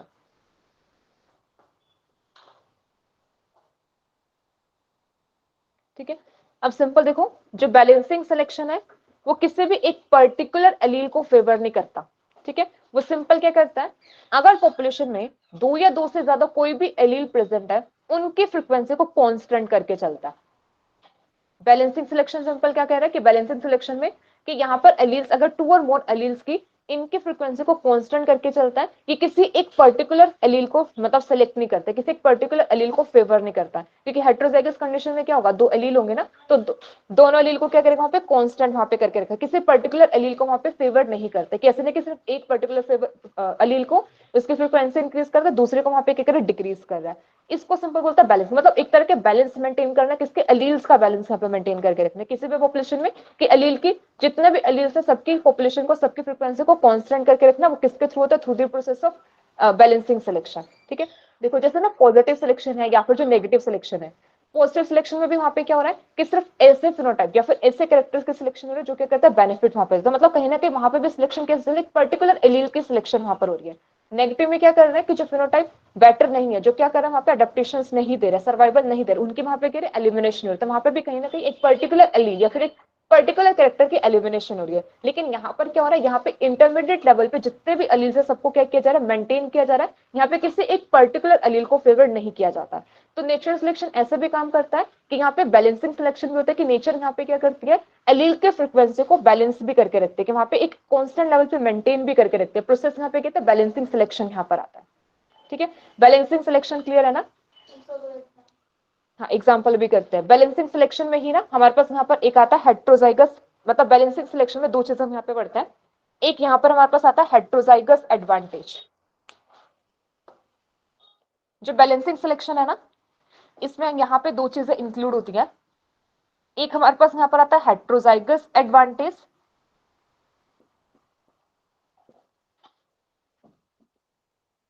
और सेकेंड हम यहाँ पे करते हैं frequency dependent selection. Frequency dependent selection, ये दोनों हमारी किस में आते हैं, बैलेंसिंग सिलेक्शन में आता है। ठीक है, दोनों यहाँ पर आते हैं, फ्रीक्वेंसी डिपेंडेंट सिलेक्शन और एक होता है यहाँ पे हेट्रोजाइगस एडवांटेज। तो सबसे पहले यहाँ पे हेट्रोजाइगस एडवांटेज करते हैं, एग्जांपल करेंगे इसमें क्या आता है, फ्रीक्वेंसी डिपेंडेंट सिलेक्शन करेंगे, इसमें भी फर्दर एग्जांपल करेंगे। अच्छा, जो फ्रीक्वेंसी डिपेंडेंट सिलेक्शन होता है ना, इसमें भी दो हम करते हैं, एक होता है पॉजिटिव फ्रीक्वेंसी डिपेंडेंट सिलेक्शन और एक होता है negative frequency dependent selection, FDS। ठीक है, frequency dependent selection and negative FDS, negative frequency dependent selection. ठीक है, तो बैलेंसिंग सिलेक्शन में हम दो चीजें पढ़ते हैं, एक होता है हेट्रोजाइगस एडवांटेज और एक यहाँ पर होता है frequency dependent selection. Heterozygous advantage important है, यहाँ से क्वेश्चन आता है। ठीक है, हेट्रोजाइगस एडवांटेज इंपॉर्टेंट है। अब देखते हैं हेट्रोजाइगस एडवांटेज यहाँ पे क्या होता है।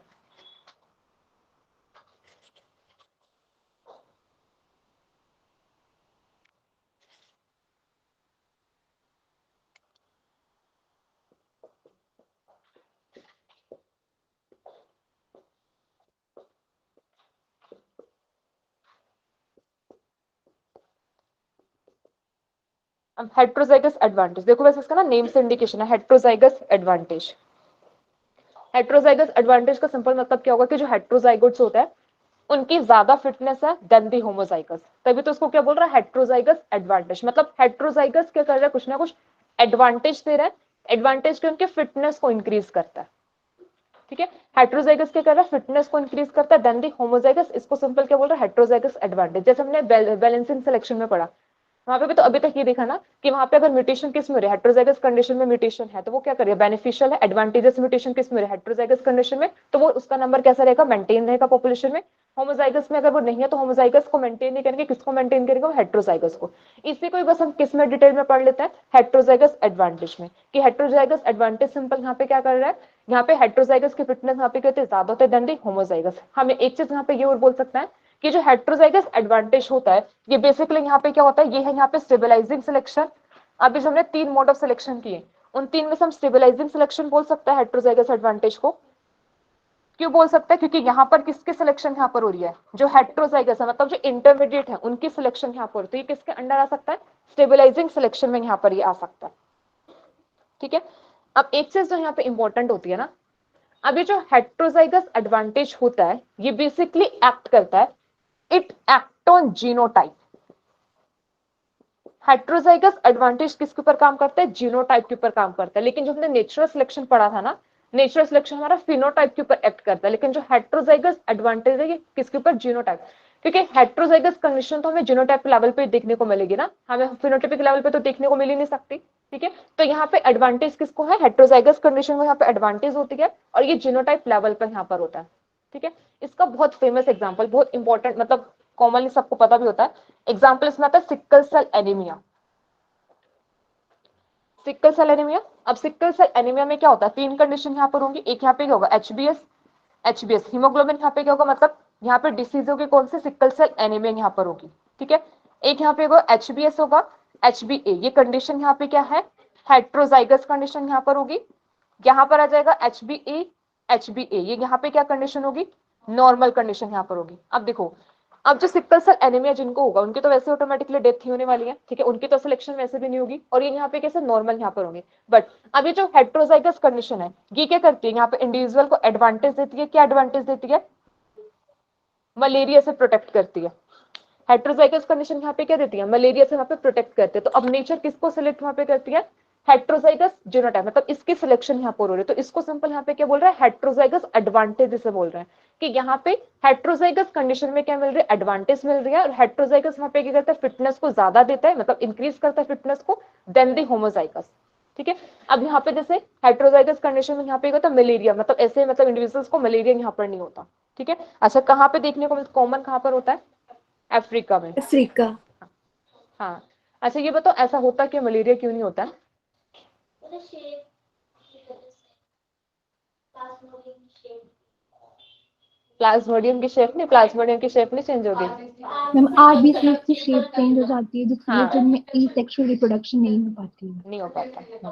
ठीक है, यहाँ पे देखो, अगर हम मतलब मलेरिया प्लाज्मोडियम कोज करता है ना, तो प्लाज्मोडियम की अगर हम लाइफ साइकिल देखते हैं ना, तो ह्यूमन बीइंग में जब वो एंटर करता है, ह्यूमन बीइंग में उसका एसेक्सुअल रिप्रोडक्शन होता है। बेसिकली वो एंटर कहाँ पे करता है, आरबीसीज में एंटर करता है। लेकिन अब यहाँ पे क्या होगा, इसमें वैसे इनको सिक्कल सेल एनीमिया नहीं होता, लेकिन इनकी आरबीसीज की शेप किस होती है, सिक्कल शेप हो जाता है। सिक्कल शेप आरबीसीज में मलेरिया वहाँ पे एसेक्सुअली रिप्रोड्यूस नहीं कर पाते, तो इसलिए ऐसे इंडिविजुअल्स को क्या नहीं होता, वहाँ पे मलेरिया नहीं होता। तो बेसिकली ये कंडीशन उनको क्या देती है, एडवांटेज वहां पर देती है।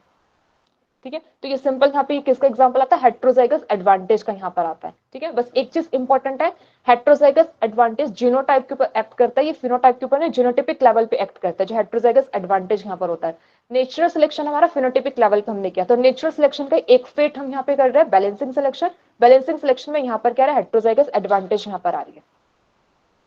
ठीक है, अच्छा इसमें एक दो लाइन्स लिख लो हेट्रोजाइगस एडवांटेज में।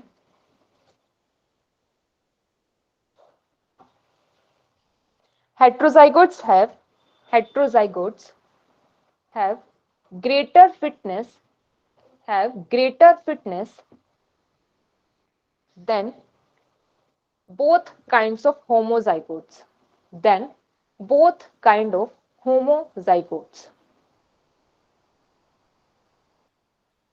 next लिखो heterozygote advantage in terms of genotype, not phenotype. In terms of genotype, not phenotype. Next लिखो can maintain polymorphism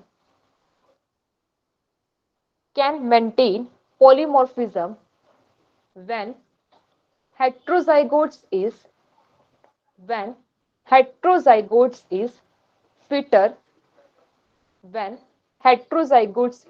fitter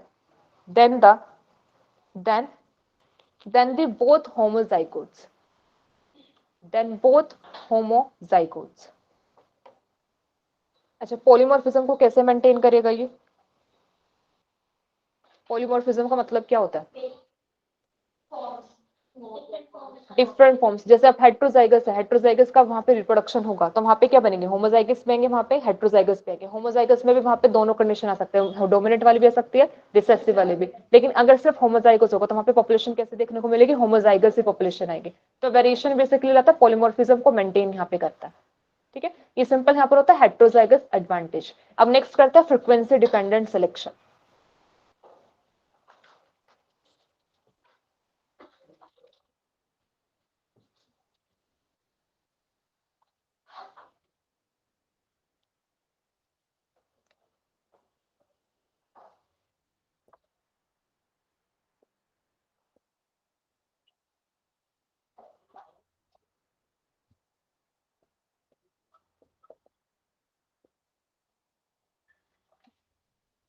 next अब आता है फ्रीक्वेंसी डिपेंडेंट सिलेक्शन। ठीक है, अब देखो फ्रीक्वेंसी डिपेंडेंट सिलेक्शन मतलब फ्रीक्वेंसी किसकी यहाँ पे बात करता है, फ्रीक्वेंसी डिपेंडेंट सिलेक्शन में यहाँ पर हमारे पास होता है फ्रीक्वेंसी ऑफ फिनोटाइप। ठीक है, कि जैसे कोई भी पर्टिकुलर फिनोटाइप है वो कितना फ्रीक्वेंट है, मतलब कितनी, मतलब पॉपुलेशन में कितना कॉमन, बेसिकली ऐसे बोल सकते हैं। फ्रीक्वेंसी मतलब कितने कितने नंबर में वो फिनोटाइप पॉपुलेशन में प्रेजेंट है। ठीक है, अब यहाँ पे देखो, जो फिनोटाइप यहाँ पे फ्रीक्वेंसी की बेसिस पर ना, हम यहाँ पे ये बोल सकते हैं हमारे पास यहाँ पे दो टाइप के फिनोटाइप यहाँ पे हो सकता है। एक हमारे पास क्या हो सकता है, कॉमन फिनोटाइप हो सकता है। कॉमन फिनोटाइप मतलब जो मैक्सिमम नंबर ऑफ इंडिविजुअल में देखने को मिलेगा, वो फिनोटाइप वहां पे कैसा होगा, कॉमन फिनोटाइप होगा। एक सेकेंड फिनोटाइप यहाँ पे क्या हो सकता है, रेयर फिनोटाइप, जो बहुत कम इंडिविजुअल में देखने को मिल रहा है। फ्रीक्वेंसी के बेसिस पे दो टाइप से बोल सकते हैं ना, कि फिनोटाइप कैसे हो सकता है, बहुत ज्यादा फ्रीक्वेंट भी हो सकता है, मोर फ्रीक्वेंट भी हो सकता है, कि मैक्सिमम नंबर ऑफ इंडिविजुअल में देखने को मिलेगा, तो क्या हो, कॉमन फिनोटाइप वहां पर आ जाएगा। और ऐसे भी वहां पे हो सकता है कि बहुत कम फ्रीक्वेंसी में फिनोटाइप प्रेजेंट, तो वो क्या हो जाएगा, रेयर फिनोटाइप वहां पर होगा। ठीक है, अब हमने यहाँ पे क्या पढ़ा कि हम इसको क्या बोलते हैं, जो फ्रीक्वेंसी डिपेंडेंट सिलेक्शन है, दो टाइप से यहाँ पे आता है, एक पॉजिटिव फ्रीक्वेंसी और एक यहाँ पे कहता है नेगेटिव।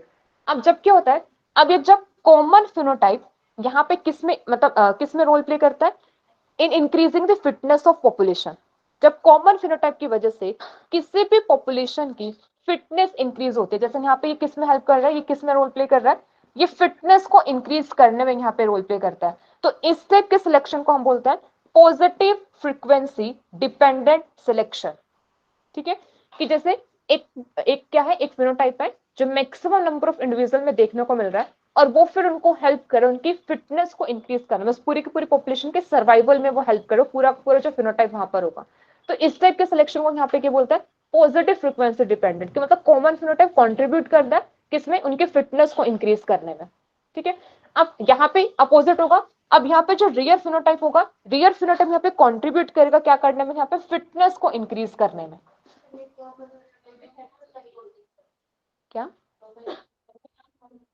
ये भी इंक्रीज करेगा, देखो एग्जांपल से करेंगे, होमोजाइगस हेटेरोजाइगस नहीं, यहाँ पे सिर्फ मतलब फिनोटाइप की बात कर रहे हैं, अब फिनोटाइपिक लेवल पे बात कर रहे हैं। जो हेटेरोजाइगस एडवांटेज हमने किया तो हमने जीनोटाइपिक लेवल पे किया था, तब हमने वहाँ पे हेटेरोजाइगस वहाँ पे कंडीशन ली थी। यहाँ पे हम क्या बोल रहे हैं, सिंपल यहाँ पे फिनोटाइप यहाँ पे बात कर रहा है, जीनोटाइप नहीं, मतलब फिनोटाइप यहाँ पे होमोजाइगस हेटेरोजाइगस कोई भी यहाँ पे हो सकता है। ठीक है, देखो सिंपल यहाँ पे क्या किया, एक मतलब एक पॉपुलेशन है, एक पॉपुलेशन में क्या एक कैरेक्टर बहुत ज्यादा कॉमन है, एक तो कंडीशन क्या कि कॉमन कैरेक्टर किसी भी पॉपुलेशन की फिटनेस को इंक्रीज कर रहा है, दूसरे कैरेक्टर क्या है रेयर है, मतलब कुछ सपोज 100 इंडिविजुअल्स में से कुछ 5 के 6 में देखने को मिल रहा है, बट वो रेयर फिनोटाइप क्या कर रहा है, उनकी फिटनेस को इंक्रीज कर रहा है। ठीक है, तो जब रेयर फिनोटाइप की वजह से फिटनेस इंक्रीज होती है तो उसको बोलते हैं negative frequency dependent selection.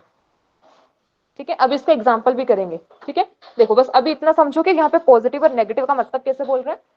Negative frequency का बोलने का मतलब है कि वो रेयर फिनोटाइप है, इसलिए इसको नेगेटिव फ्रीक्वेंसी बोल रहा है। पॉजिटिव फ्रीक्वेंसी इसलिए बोल रहा है क्योंकि वो कॉमन फिनोटाइप है, उसका नंबर ज्यादा है, इसलिए नेगेटिव वहां पे इसलिए यूज किया क्योंकि उसका नंबर कम है, लेकिन दोनों फिटनेस को इंक्रीज कर रहे हैं। ठीक है, इससे पहले हमने पॉजिटिव सिलेक्शन और नेगेटिव सिलेक्शन किया था। पॉजिटिव सिलेक्शन में हमने पढ़ा था कि फिटनेस वहां पे फिनोटाइप वहां पे मतलब फिटनेस को इंक्रीज कर तो वो नंबर उसका इंक्रीज करेगा। नेगेटिव में पढ़ा जो कर रहा है वो उसका नंबर क्या करेगा, डिक्रीज हो जाएगा। लेकिन अब यहाँ पे फ्रीक्वेंसी, फ्रीक्वेंसी का मतलब क्या, एक पर्टिकुलर फिनोटाइप का कितना वहां पे कितना कॉमन वहां पर उसका नंबर कैसे, अगर उसका नंबर बहुत ज्यादा है तब वो फिटनेस को इंक्रीज करे तो उसको पॉजिटिव बोलते हैं, अगर उसका नंबर बहुत कम है तब वो फिटनेस को इंक्रीज करे तो वो क्या हो जाएगा, नेगेटिव फ्रीक्वेंसी डिपेंडेंट। लेकिन फिटनेस दोनों में इंक्रीज हो रही है। ठीक है, जब common character phenotype common phenotype वहां पे क्या कर रहा है, फिटनेस को इंक्रीज कर तो पॉजिटिव होगा, जब रियर फिनोटाइप फिटनेस को इंक्रीज कर तो वहां पे क्या होगा, नेगेटिव वहां पर होगा। ठीक है, फिटनेस दोनों में इंक्रीज हो गई। ठीक है, समझ में आया ना। ठीक है, अब यहाँ पे एग्जांपल देखते हैं, पॉजिटिव और नेगेटिव का यहाँ पे एग्जांपल देखो। ठीक है, पॉजिटिव का यहाँ पे एग्जांपल देके चलता है। अब पॉजिटिव में देखो, जैसे अभी हमने ना मिमिक्री का किया था, मिमिक्री में हमने किया कि सिंपल वहां पे क्या होता है, अगर कोई भी नॉन पॉइजनस बटरफ्लाई है, फिर नॉन पॉइजनस वहां पे ऑर्गेनिज्म है, उसने क्या किया, पॉइजनस की वहां पे क्या किया, उसने मिमिक्री वहां पे कर ली। ठीक है, अब वहां पे उसका नंबर ज्यादा, वो कैरेक्टर अब किसमें ज्यादा देखने को मिल रहा है, कॉमन कैरेक्टर वहां पर है, मतलब उसने ऐसे कलरेशन वहां पे उसकी मिमिक्री का नंबर वहां पे ज्यादा। अब वो फिनोटाइप का नंबर जितना ज्यादा वहां पर होगा उतनी ज्यादा क्या करेगा, उनकी फिटनेस को इंक्रीज करेगा। क्योंकि सिंपल सा है, अगर देखो प्रेडेटर है, प्रेडेटर वहां पे कैच करना है, अगर उसको देखने को मिल रहा है कि वार्निंग साइंस वहां पे देखने को मिल रहा है, अगर वार्निंग साइंस का नंबर वहां पे ज्यादा होगा उतने ज्यादा वो प्रोटेक्टेड वहां पे रहेंगे ना। मतलब ये फिनोटाइप कैसे, वो कॉमन फिनोटाइप पर वो कॉमन फिनोटाइप वहां पे सिंपल के कह रहे हो उस पर्टिकुलर इंडिविजुअल को, उस पर्टिकुलर पॉपुलेशन को फिटनेस वहां पे दे रहा है।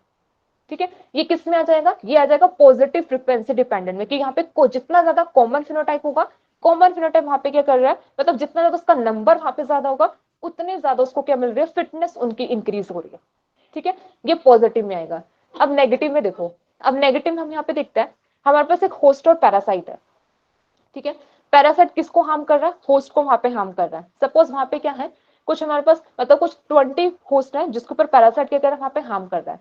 अब क्या हो रहा है, उस 20 होस्ट में से किसी एक या दो होस्ट ने अपने अंदर कुछ मॉडिफिकेशन की, अब उस मॉडिफिकेशन से पैरासाइट उनके ऊपर इफेक्ट नहीं कर रहा। ठीक है, अब देखो, अब ये फिनोटाइप कैसा हुआ, रेयर हुआ। रेयर कैसे, क्योंकि 20 में से ओनली 2 होस्ट में वो देखने को मिल रहा है। अगर ये वाला फिनोटाइप कॉमन हो गया तो फिटनेस को डिक्रीज करेगा। क्यों करेगा, क्योंकि होस्ट, अब पैरासाइट को भी तो पता लगेगा ना कि मॉडिफिकेशन यहाँ पर होगी, तो वो भी तो अपने अंदर मॉडिफिकेशन करेगा, मॉडिफिकेशन करेगा तो वो क्या करेगा, वहां पे हार्म करेगा। तो अब यहाँ पे क्या हुआ, इस रेयर फिनोटाइप ने क्या किया, वहां पे उनके फिटनेस को इंक्रीज किया। किसकी फिटनेस को, यहाँ पे होस्ट की फिटनेस को यहाँ पे इंक्रीज कर रहा है। ठीक है, कि सिंपल यहाँ पे क्या, होस्ट और पैरासाइट, होस्ट ने अपने अंदर कुछ मॉडिफिकेशन वहां पे की, अपने आप को किससे प्रोटेक्ट करने के लिए, पैरासाइट से प्रोटेक्ट करने के लिए।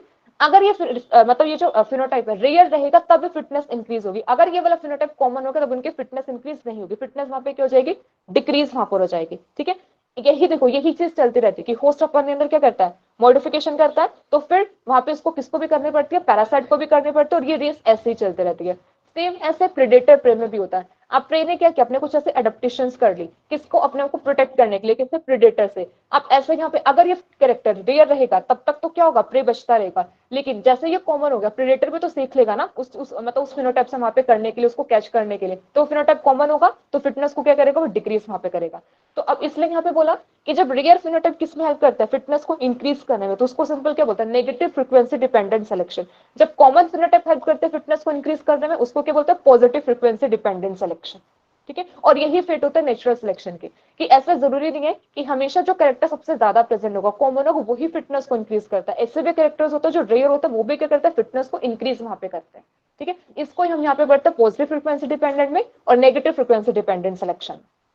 ठीक है, क्लियर है, फिट क्लियर है ना।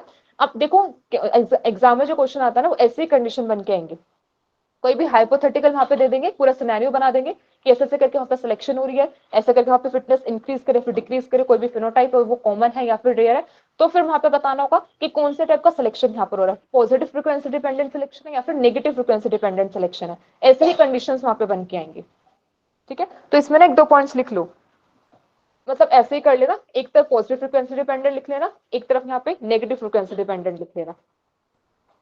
ठीक है, एग्जाम्पल्स और एक दो पॉइंट्स लिख लेते हैं।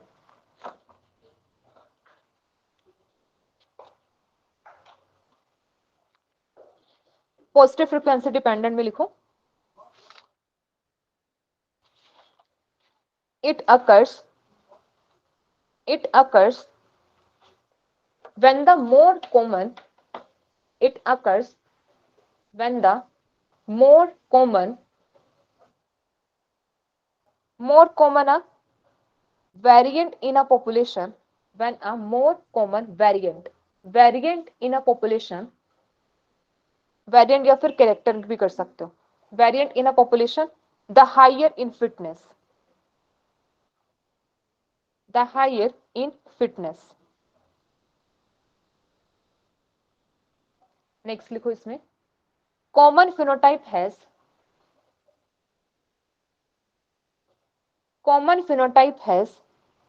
an advantage, common phenotype has an advantage। Next लिखो, eliminate variations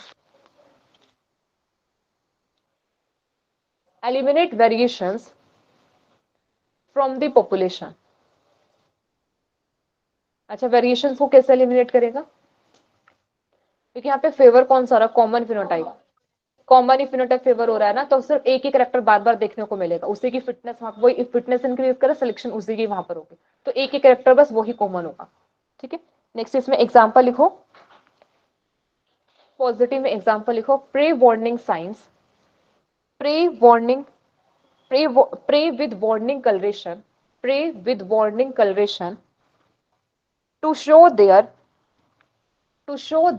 bad taste,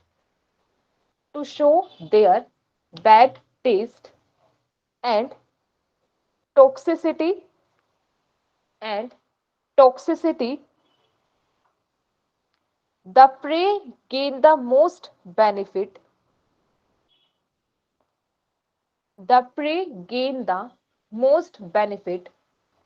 when many individuals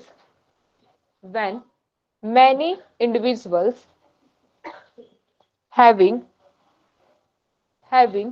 warning coloration, when many individuals having warning coloration। ठीक है, नेक्स्ट अब negative frequency dependent, it occurs when a less common a variant,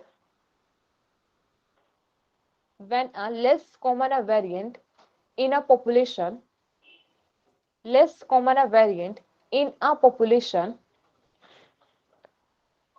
the higher the fitness, next लिखो, rare phenotype rare phenotype favoured over common phenotype.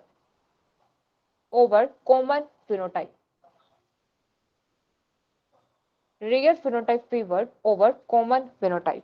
Next लिखो. Act to retain polymorphism. Act to retain polymorphism. Example इसमें लिख लो. Parasite and host.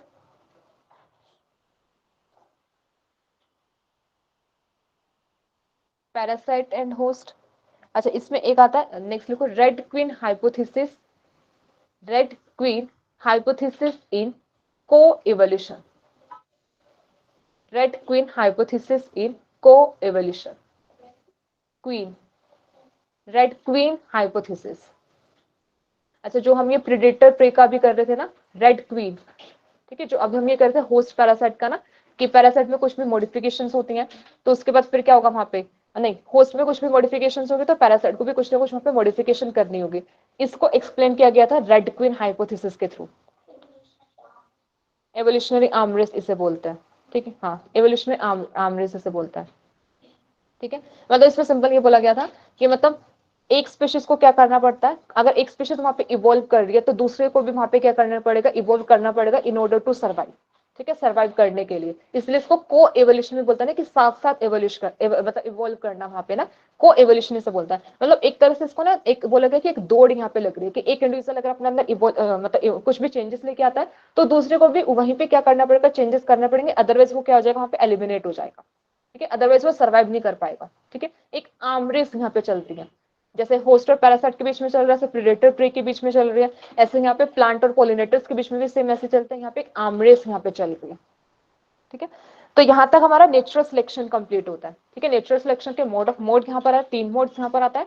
Fate of natural selection, positive negative balancing. Balancing में भी 2 चीजें पढ़ता है, heterozygous advantage और उसके बाद आ जाता है यहाँ पे फ्रीक्वेंसी डिपेंडेंट सिलेक्शन. ठीक है, तो यहाँ तक बेसिकली नेचुरल सिलेक्शन वाला पूरा कंसेप्ट यहाँ तक कंप्लीट होता है. इसके बाद नेक्स्ट हमारे पास आता है सेक्सुअल सिलेक्शन. ठीक है, नेक्स्ट यहाँ पर आता है सेक्सुअल सिलेक्शन.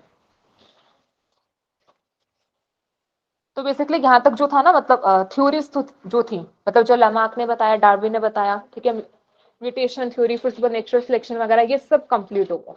ठीक है, अब हम मतलब नेक्स्ट स्टार्ट करके सेक्सुअल सिलेक्शन यहाँ पर होगा.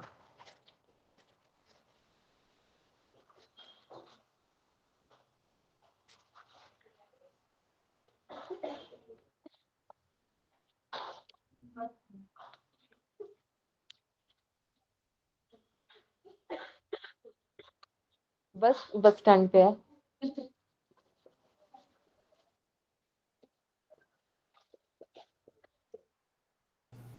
मैम कल वाला लेक्चर अपलोड नहीं हुआ है इवोल्यूशन का. हाँ कल वाला ना अभी मतलब यूट्यूब पर ही मतलब लेट आया था, तो आज अपलोड हो जाएगा वो ना. ओके.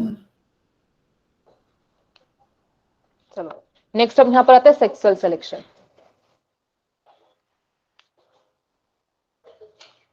सेक्सुअल सिलेक्शन किसने दिए थे, चार्ल्स डार्विन. अब हम डार्विन की नेक्स्ट थ्योरी यहाँ पे पढ़ रहे हैं, सेक्सुअल सिलेक्शन. ठीक है, नेचुरल सिलेक्शन कंप्लीट हुआ, अब नेक्स्ट यहाँ पर आता है सेक्सुअल सिलेक्शन यहाँ पर आता है. अच्छा सेक्सुअल सिलेक्शन सिंपल क्या था, पहले भी किया, थोड़ा सा तो पढ़ा ही है.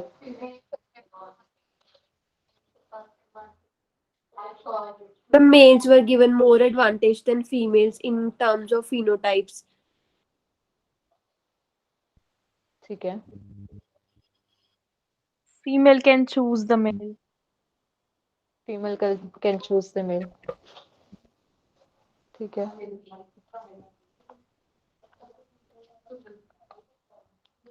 क्या हुआ, मेल क्या, हाँ सिंपल.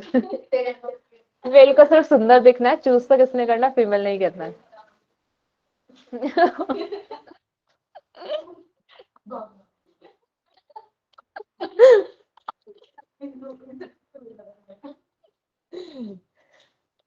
चलो वैसे तो हम ये सेक्सुअल सिलेक्शन पढ़ते हैं ना, ये ह्यूमन बींग्स के ऊपर अप्लाई नहीं होता है. हाँ ये हाँ ये वैसे देखो नेचर में वैसे देखने को मिलता है, ठीक है। सेक्सुअल सिलेक्शन का सिंपल है, पे डार्विन ने ऐसा देखा था, ठीक है। बोलो।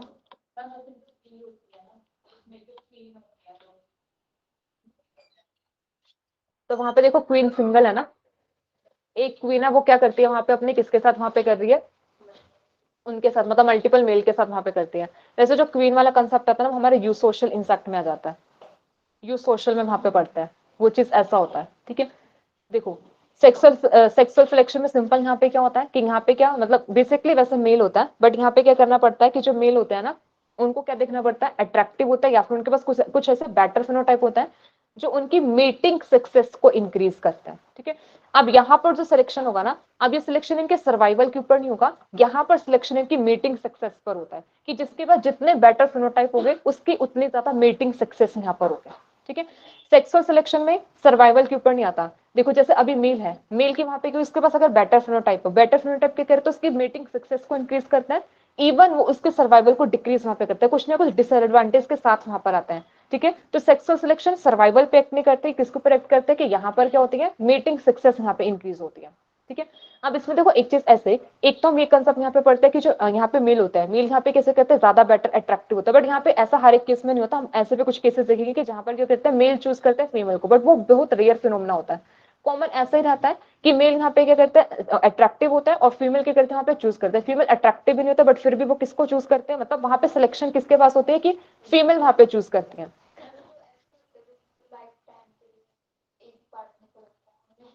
नहीं, उसमें सेक्सुअल सिलेक्शन नहीं होता। देखो इसको ना हम मेटिंग बिहेवियर में करेंगे।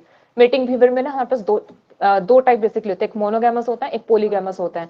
मोनोगैमस में होता है कि जिनका पेयर बॉन्ड बनता है, कि जहाँ पे एक मेल हमेशा एक फीमेल के साथ वहां पे रहता है एटलीस्ट फॉर वन सीजन, कि एक सीजन के साथ तक तो वो साथ रहेंगे ही रहेंगे, मतलब पूरी लाइफ टाइम भी हो सकता है, वन सीजन के साथ भी। जैसे इसमें एग्जाम्पल पेंगुइन्स का आता है, पेंगुइन्स ऐसे होता है कि मतलब जो उनका एक पार्टनर उन्होंने चूज किया तो पूरी लाइफ टाइम वो एक ही के साथ रहते हैं, ठीक है। इसमें आ जाता है पेंगुइन्स का, ठीक है। इसके अलावा हाँ, कौन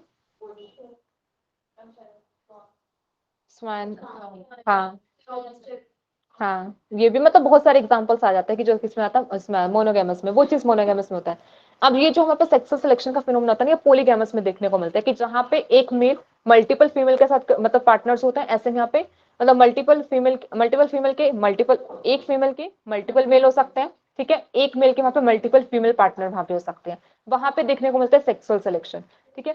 सिर्फ सिंपल यहाँ पे क्या कि एक जो वहां पे पार्टनर होता है उसके पास कुछ ऐसे बेटर फिनोटाइप होते हैं जो उसकी क्या करते हैं, उसकी मेटिंग सक्सेस का मतलब क्या होगा, जितने ज्यादा उसके पास बेटर करेक्टर होंगे उतना ज्यादा उसकी सिलेक्शन होगी, तो उसको जो अपोजिट पार्टनर होगा उतना ज्यादा उसको सिलेक्ट करेगा, ठीक है, जितना ज्यादा अट्रैक्टिव यहाँ पर होता है।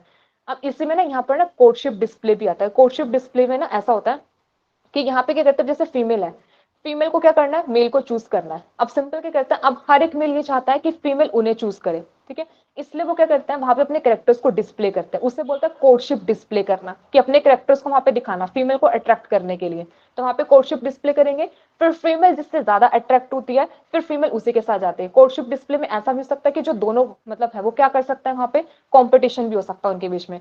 तो यहाँ पे दो चीजें हम पढ़ते हैं, एक हमारे पास मेट चॉइस यहाँ पर आता है, एक हमारा आता है मेट कॉम्पिटिशन। मेट चॉइस में तो कि फीमेल अपनी मर्जी से पार्टनर को चूज कर रही है, मेट कंपटीशन में क्या कर रहा है वो कोर्टशिप डिस्प्ले कर रहा है, कैसे कि दो मेट्स आपस में एक दूसरे से कंपटीशन कर रहा है, तो फीमेल वहां पे दूर से जज कर रही होती है। ऐसा भी होता है, देखो ऐसा होता है कि मतलब ना नेचर में ऐसा होता है कि वहां पे जो मेल्स होते हैं ना, हाँ डिस्कवरी पे दिखाते हैं कि वहां पे वो एक जगह पे सब अपने वो डिस्प्ले कर रहे होते हैं और फीमेल छुपके से देख रही होती है, वहां पे मतलब छुपके देख रही होती है कि वो क्या कर रहा है, फिर वो जिसकी तरफ अट्रैक्ट होकर जाते हैं मतलब वो बेसिकली वहां पे डिसाइड चूज कर रही होती है कि किसके साथ उसको वहां पे बेसिकली क्या करना है, वहां पे मीटिंग करनी है। अच्छा फीमेल क्यों चूज करती है, उसको क्या मिल रहा है,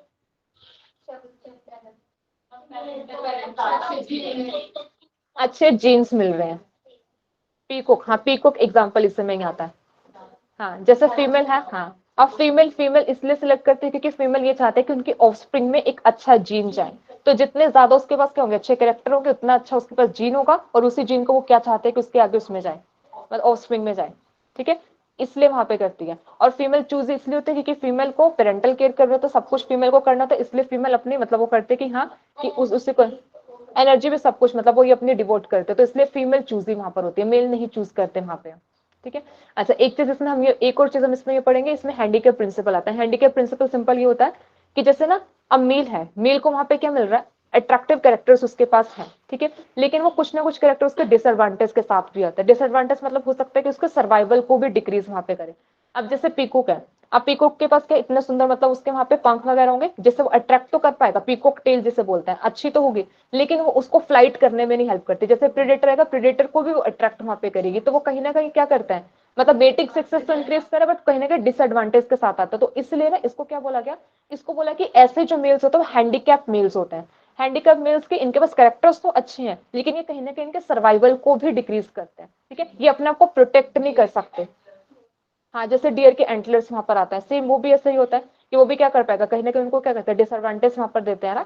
तो ये सब आता है, इसी को फिर जहाविस ने बोला था, इसको जहाविस हैंडीकैप थ्योरी भी बोलते हैं, ठीक है। बहुत कुछ पढ़ना है इसमें, जहाविस हैंडीकैप थ्योरी पढ़ेंगे। एक रनअवे सिलेक्शन यहाँ पर होता है, रनअवे सिलेक्शन भी होता है। फिर यहाँ पे मेटिंग कॉम्पिटिशन, मेट कॉम्पिटिशन भी होता है, मतलब इंटरसेक्सुअल भी होता है, इंट्रासेक्सुअल भी यहाँ पर आता है, मेट चॉइस आता है, मेट कॉम्पिटिशन आता है, ठीक है। अच्छा, इसमें एक केस स्टडी भी करेंगे, मतलब एक केस स्टडी भी ना यहाँ पे की गई थी, मतलब उसमें ना सिंपल ऐसा किया गया था कि जैसे एक बर्ड ली, ठीक है, बर्ड के जो फीदर्स थे ना, सिंपल क्या किया, एक बर्ड की फीदर को काट के ना, उसके टेल को काट के किसी दूसरे बर्ड के साथ स्टिक कर दिया। अब उसके साइज वहां पे क्या हो गया, डबल वहां पर हो गए, ठीक है। अब वो जो बर्ड थी ना, जिसके डबल मतलब टेल वहां पे डबल हो गई थी, वो क्या कर रही थी, जिसके जिसके पास टेल नहीं थे, उससे डबल पार्टनर्स को अट्रैक्ट वहां पे कर रही थी।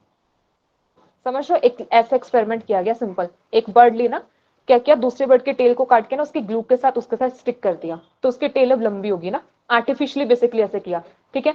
अब वो क्या कर रही है, फ्लाई कर रही है, तो उसके बाद देखने को क्या मिला कि जिसकी लॉन्ग टेल थी ना, वो ज्यादा फीमेल को अट्रैक्ट कर रही थी, ज्यादा मतलब फीमेल पार्टनर को अट्रैक्ट कर रही थी, देन जिसके पास क्या थे वहां पे, जिसके नॉर्मल साइज टेल थे या फिर जिसके पास टेल नहीं थी, उससे वो ज्यादा मतलब 4 टाइम्स ज्यादा फीमेल को अट्रैक्ट वहां पे कर रही थी। तो मतलब नेचर में ऐसे एक्सपेरिमेंट करके भी देखा गया कि मतलब फीमेल बेसिकली देखी, मतलब उनके अपीयरेंस को ही देख रही होती है फीमेल। क्या हुआ, हाँ, फिनोटाइपिक कैरेक्टर्स को ही बेसिकली वहां पे देखते हैं कि जिसके पास अच्छे कैरेक्टर्स होंगे उसी को ही फिर उसी की वहां पर क्या होता है, सिलेक्शन वहां पर होता है, ठीक है, ऐसा देखने को मिलता है, ठीक है।